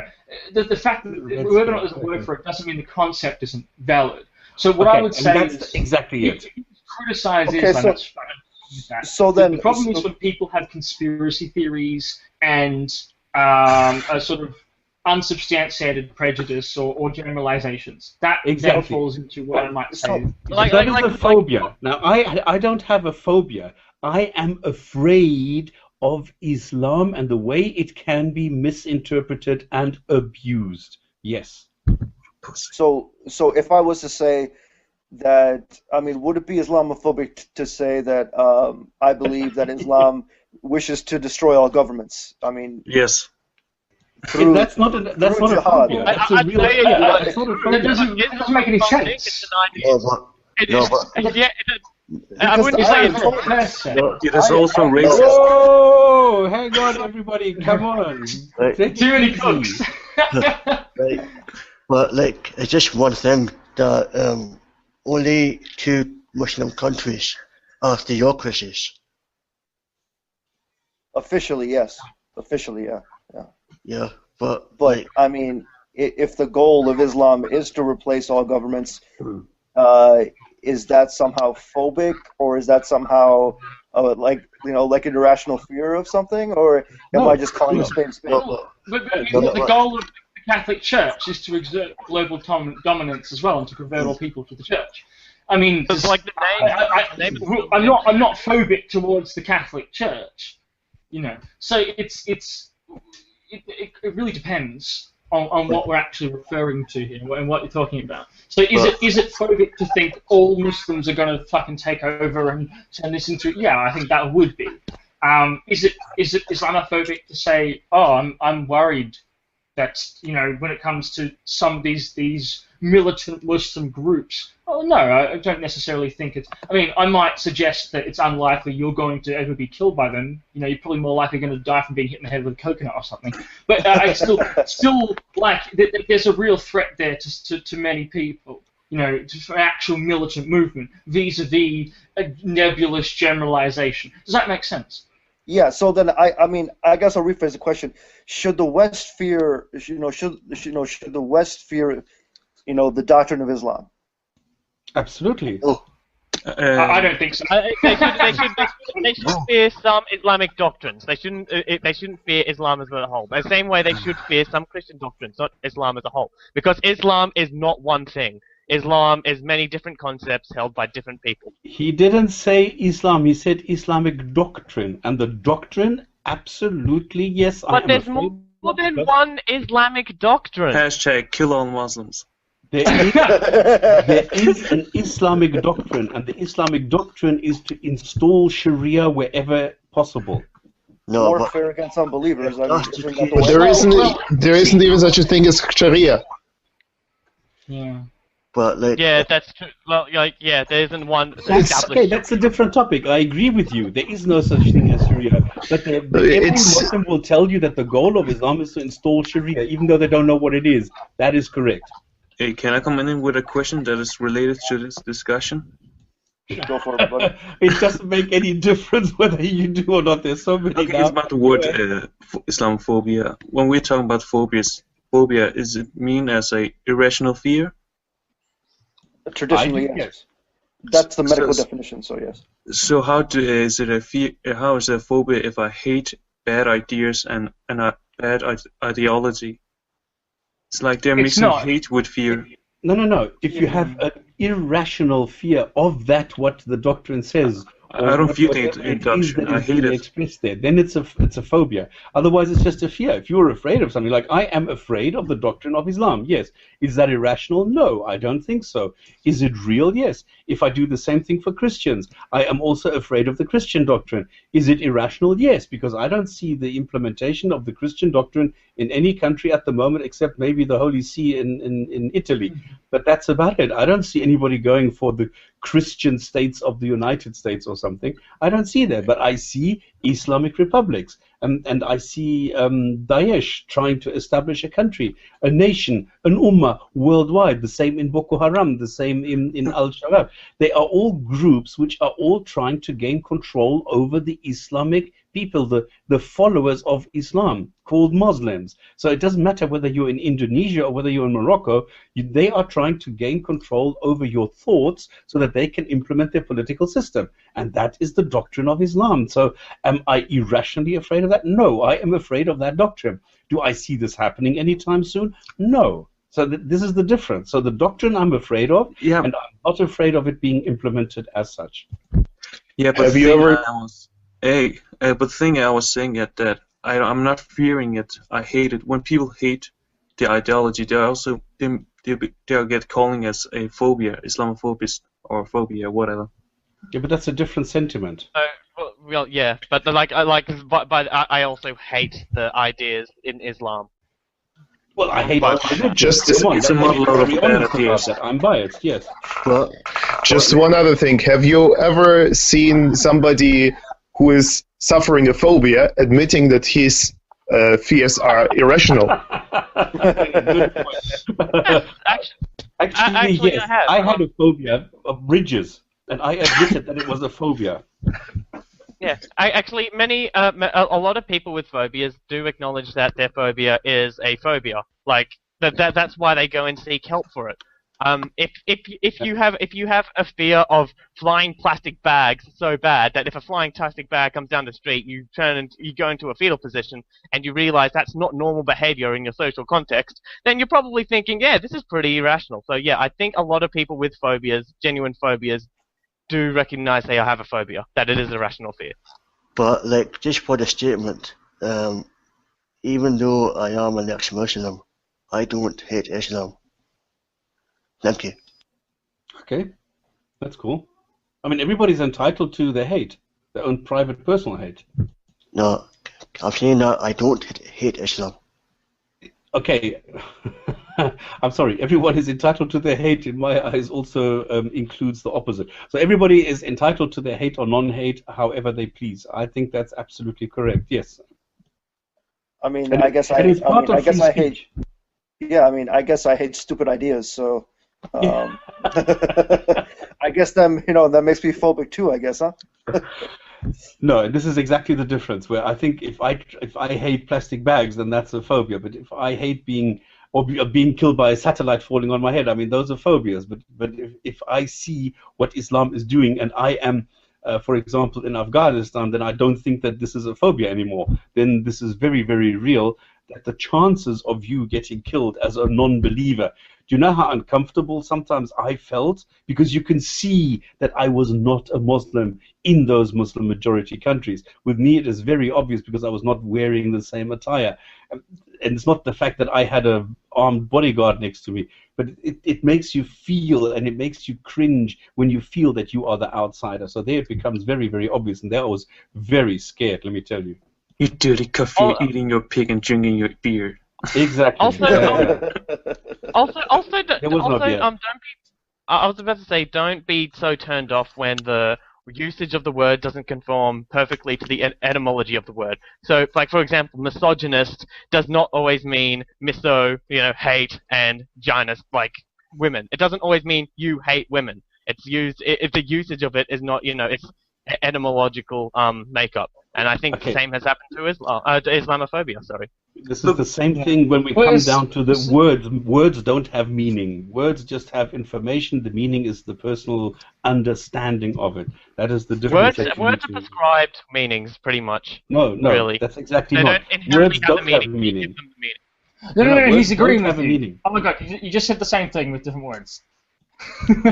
He's saying they are prescribed meaning, so they are given meaning by people. Yes. Right, so you're saying the same thing. Yeah. But I think everyone has spoken except Frank. I think we should let him speak. Frank, welcome to the show. That's a very good idea. USA. Well, isn't that the flag of Cuba? No, it's Puerto Rican. Okay, so I was in the right region but the wrong country. Okay. Yeah. Welcome to the show, Frank. What are your thoughts on all this? I don't know. I just bored. Just wanted to join the conversation or something like that. Okay, fair enough. Do you know what we're talking about? Not exactly. Okay. Well, this is. Do you know what this podcast is called? Podcast. It doesn't. Okay, well, there's a lot of just people so you know, who are just hanging out. That's cool. Okay, but just so you know, this is like a recorded podcast. So just so you feel comfortable with that. Yeah. Okay, cool. All right. Well, do you have any thoughts on the discussion thus far with what we're talking about, with concepts? No. Islamophobia? Why don't you ask a very straight question? Have you heard in the news what happened in Paris 3 days ago? 3 days. Let me see. Okay, then there's no point asking you what you think about it. So, okay, cool. Just listen, just sit back and relax. Wait, Frank, did you use the Hangout snitch? I guess, yeah. Fucking troll. Okay, well, matter. Just carry on. Okay. Regardless.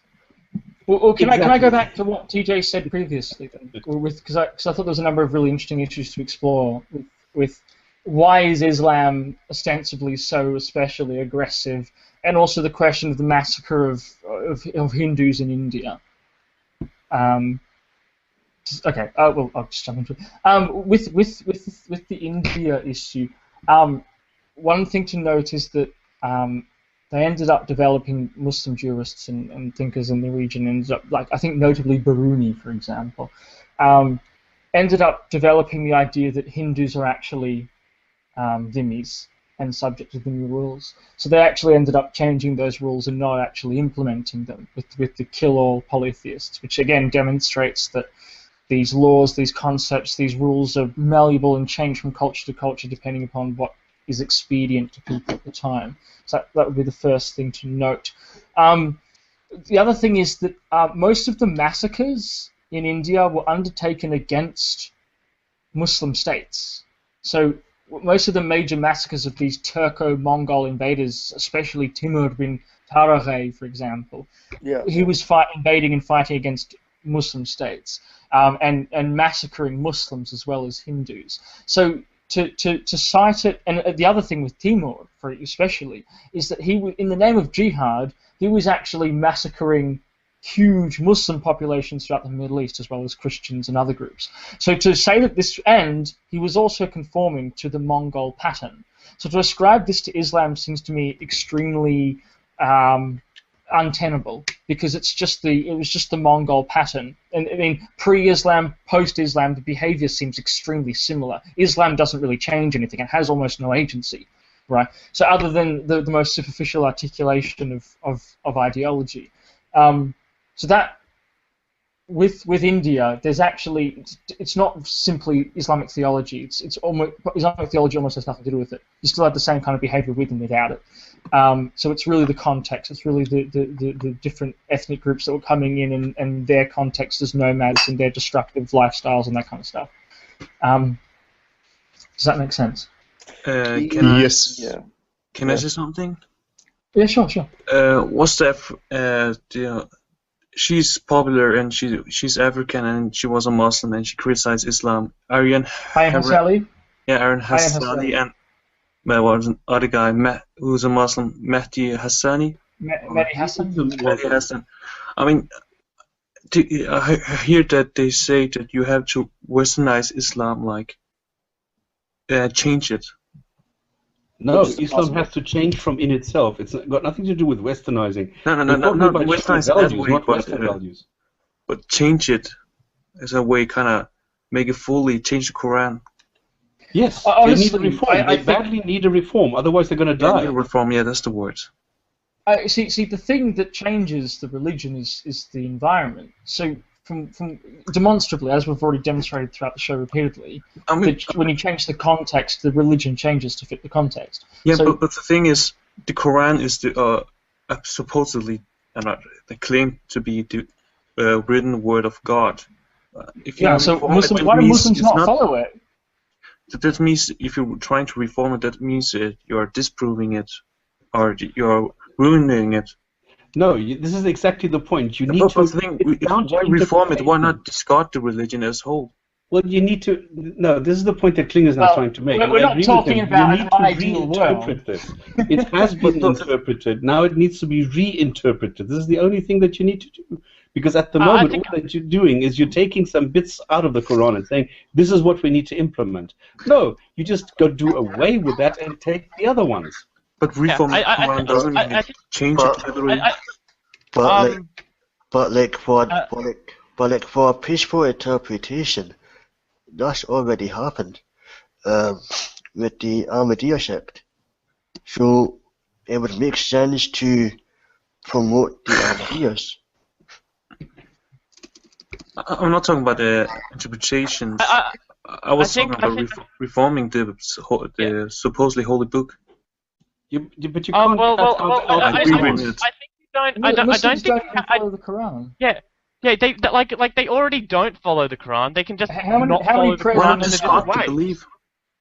How many prayers are the same reason why they don't have to stop believing in the Bible.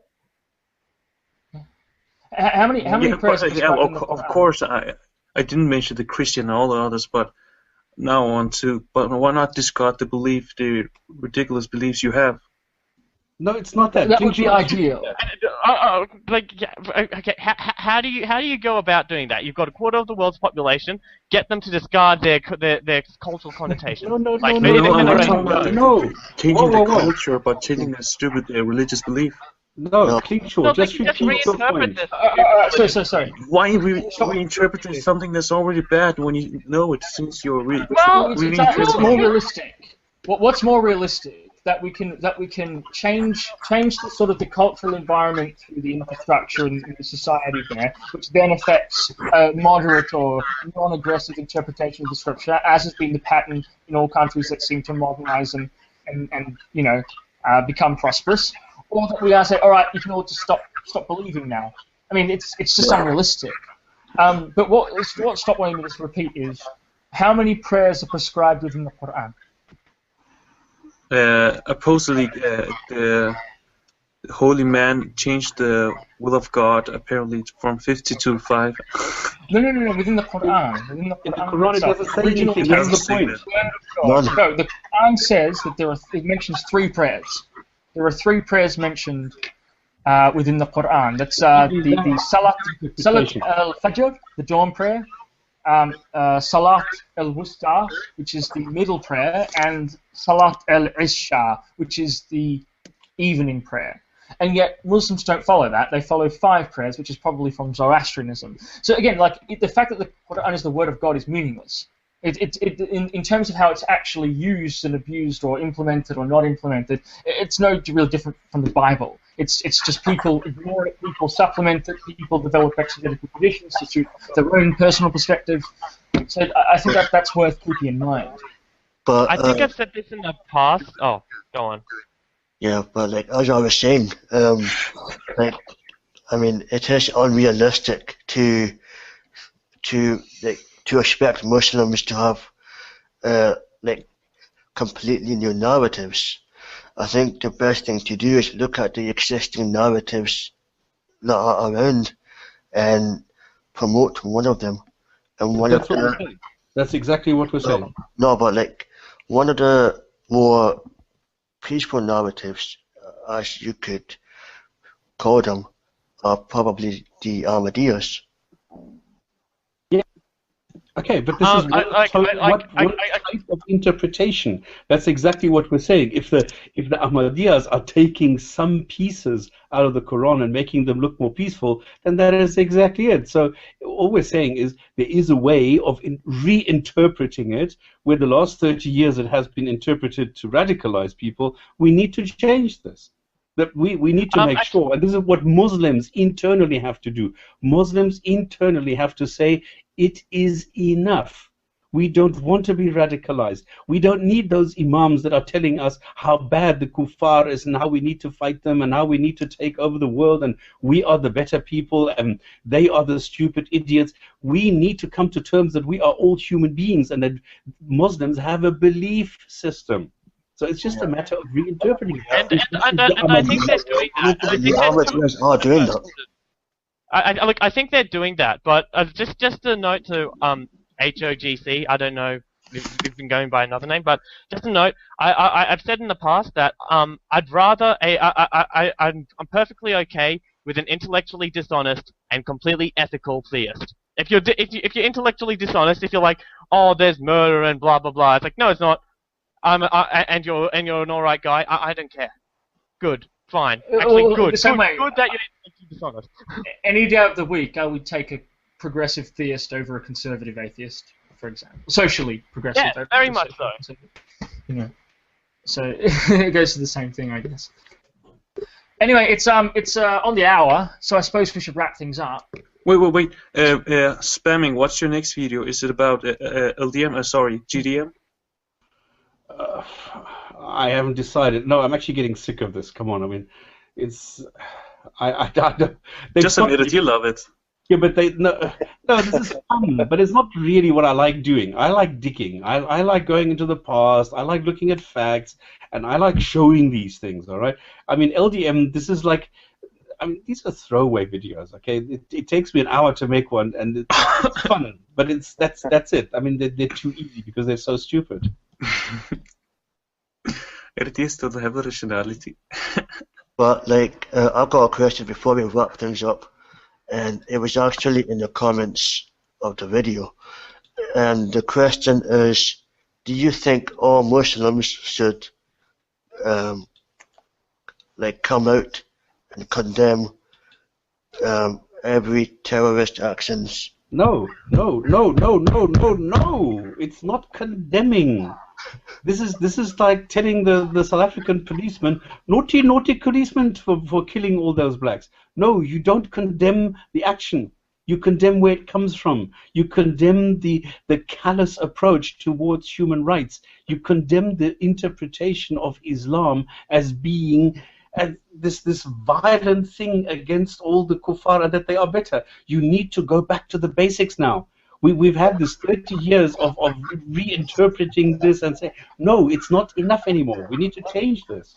And I think, like, you can correct me if I'm wrong, but I don't think any Muslim organization has actually came out and done that.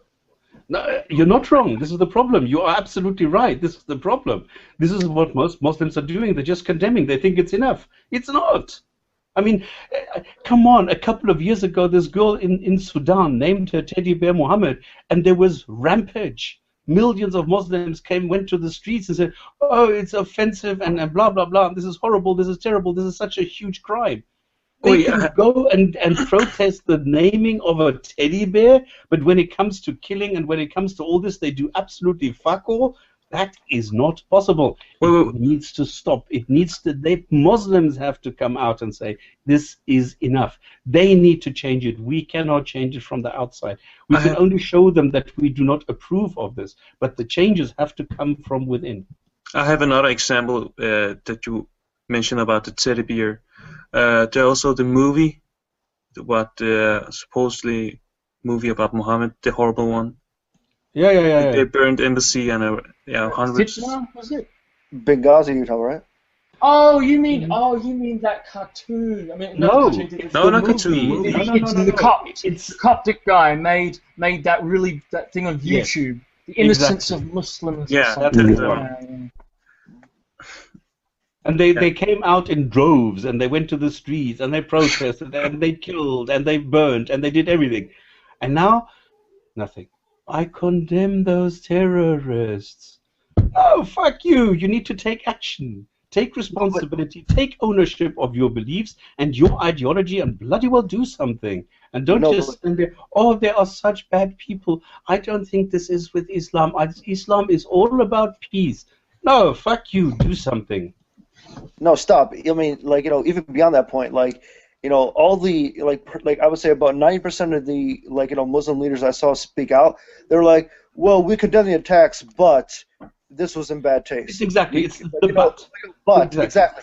I'm like, call a spade a spade. Either you condemn the ideology, like, you know, in which they believe in, or you don't. I mean, you know, in principle, I'm against violence, but if they insult the Prophet, well, all bets are off.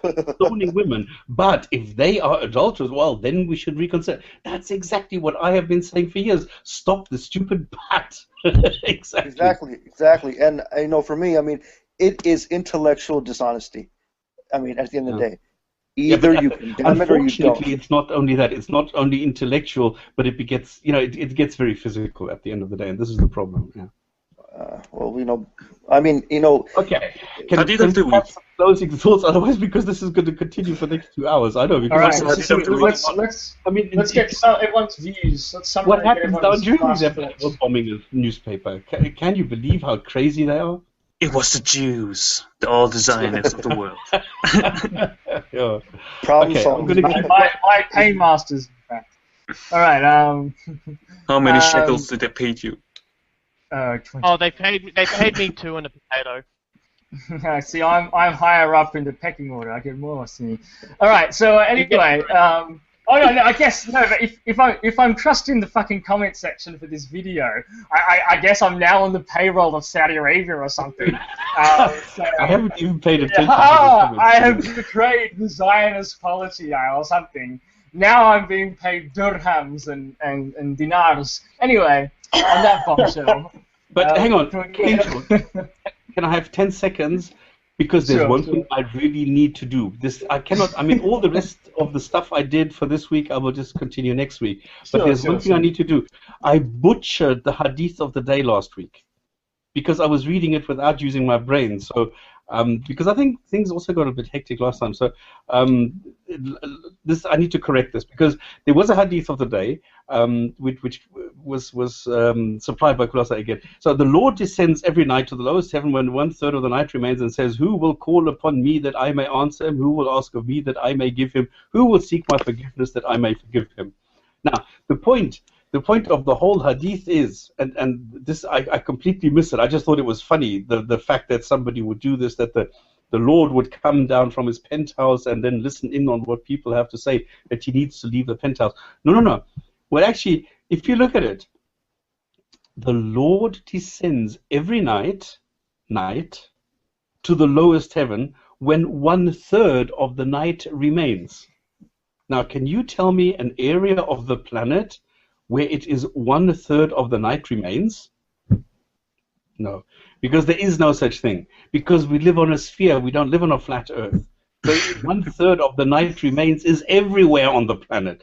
No matter what time of the day you go, it's always 1/3 of the night somewhere on the planet. So this God descends and then stays in the lowest heaven because for the rest of his life, or for the rest of the planet, it's going to be a third of the night remaining on the planet. So this God is going to stay there, and he will not be able to do anything else except listen to what people have to say.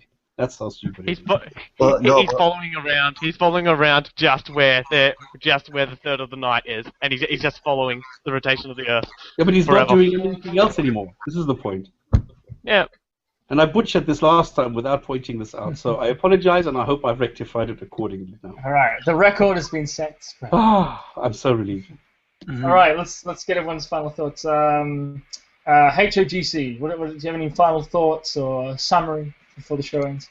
Well, the summary is that we all come to a conclusion that we should not. Wait. That doesn't matter. Just quit it. I'm not going to join in many months, but this was great. Have a nice day. Thank you. You too. Thanks for calling in. Thank you. Bye-bye. All right. Juice. So my final thoughts on this show would take probably... You finally lose. Okay. Right at the end. You have 15 seconds and the clock is ticking. Oh shit. My final thoughts for this show would be too long to summarize that now. Oh, please knock it off. Thanks. Stop it. No, but I just wanted to say something else about previous shows where you and Klingschor and Stop discussed about the uniqueness of Islam, and I'm just from my experience with Judaism, I totally have to agree with Klingschor that Islam is nothing unique. I didn't pay you enough. You can't see me, but I'm dancing around the room doing a victory lap. Yeah. Yes, I did live the day in Wayne. I came to listen to that happening, even though I cannot see it.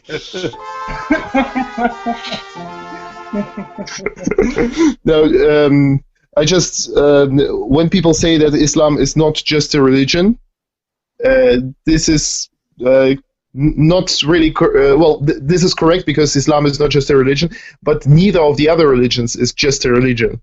So that's what I want to end that with. Cool. Thanks. Okay. Okay, fair enough. I agree with that one. All right. Salsa, give us your final thoughts. Well, my thoughts are it's actually it's actually direct to you, Kling, because no, you can't have some of my shekels. No, because the Saudi Arabian authorities have told me that they will pay you for defending Islam on Friday. Awesome. All right. In the Medina Mosque, yeah. Is it 72 Hur al-Ain or is it 72 raisins? I go either. High-breasted raisins. Yes. Hell yeah. The payment will be in US dollars. US dollars. All 5 of them, yeah. All right, fantastic. Thanks for coming on, man. Cheers. All right. TJ, what are your final thoughts? Well, I mean, it was a sad week for for the West as a whole, I think, and we need to be honest with ourselves and with each other, about the threat that is staring us straight in the face, and if we don't call a spade, we're just gonna slowly, we will lose our freedoms, and if we don't stand up now, nobody else is going to stand up for us. So at the end of the day, we're fighting a totalitarian, which is bent on world domination. So, question is, are you with them or are you with the West? Take your pick now, and choose wisely. Okay, I don't like this distinguishment, this divide with the West or with us or with the us and the them. I think we're all human beings, and I think we should all work together and live together. That's it. Hey, now this is final thoughts. This is leave them as they are. All right, and finally, Salamut. What are your thoughts? I guess my final thoughts is just don't try to generalize an idea of a building by looking at one wall. That's a nice picture. All right, so we ended with some profound metaphors and everything. Do you have a hadith for the day, Stop? No, I don't. I just no. I just wanted to rectify last week's. All right. Well, do you want me to read one of those hadiths about Muhammad killing a satirist or something, since that's sort of the topic? Have you got one? Sure, go ahead. Oh, I'll find one in 1 second. All right. Now, obviously, as I've said, I don't think that Scripture really influences people, but for people to deny that this is in the Scripture is obviously dishonest. So now I just have to find this. All right, so Sahih al-Bukhari narrates, for example, there's actually heaps. There's actually a lot of hadith, quite a few, but I'm just going to read one. Okay, narrated Jabir. This is Sahih al-Bukhari, hadith number 3032, and he narrates, the Prophet said, "Who is ready to kill Ka'ab bin al-Ashraf?" Muhammad bin Maslama said, "Do you like me to kill him?" The Prophet replied in the affirmative. Muhammad bin Maslama said, "Then allow me to say what I like." The Prophet replied, "I do." So there you go. Contract killing of a satirist. Anyway, there you go. On that bombshell, as they say. Bye, everybody. See you later.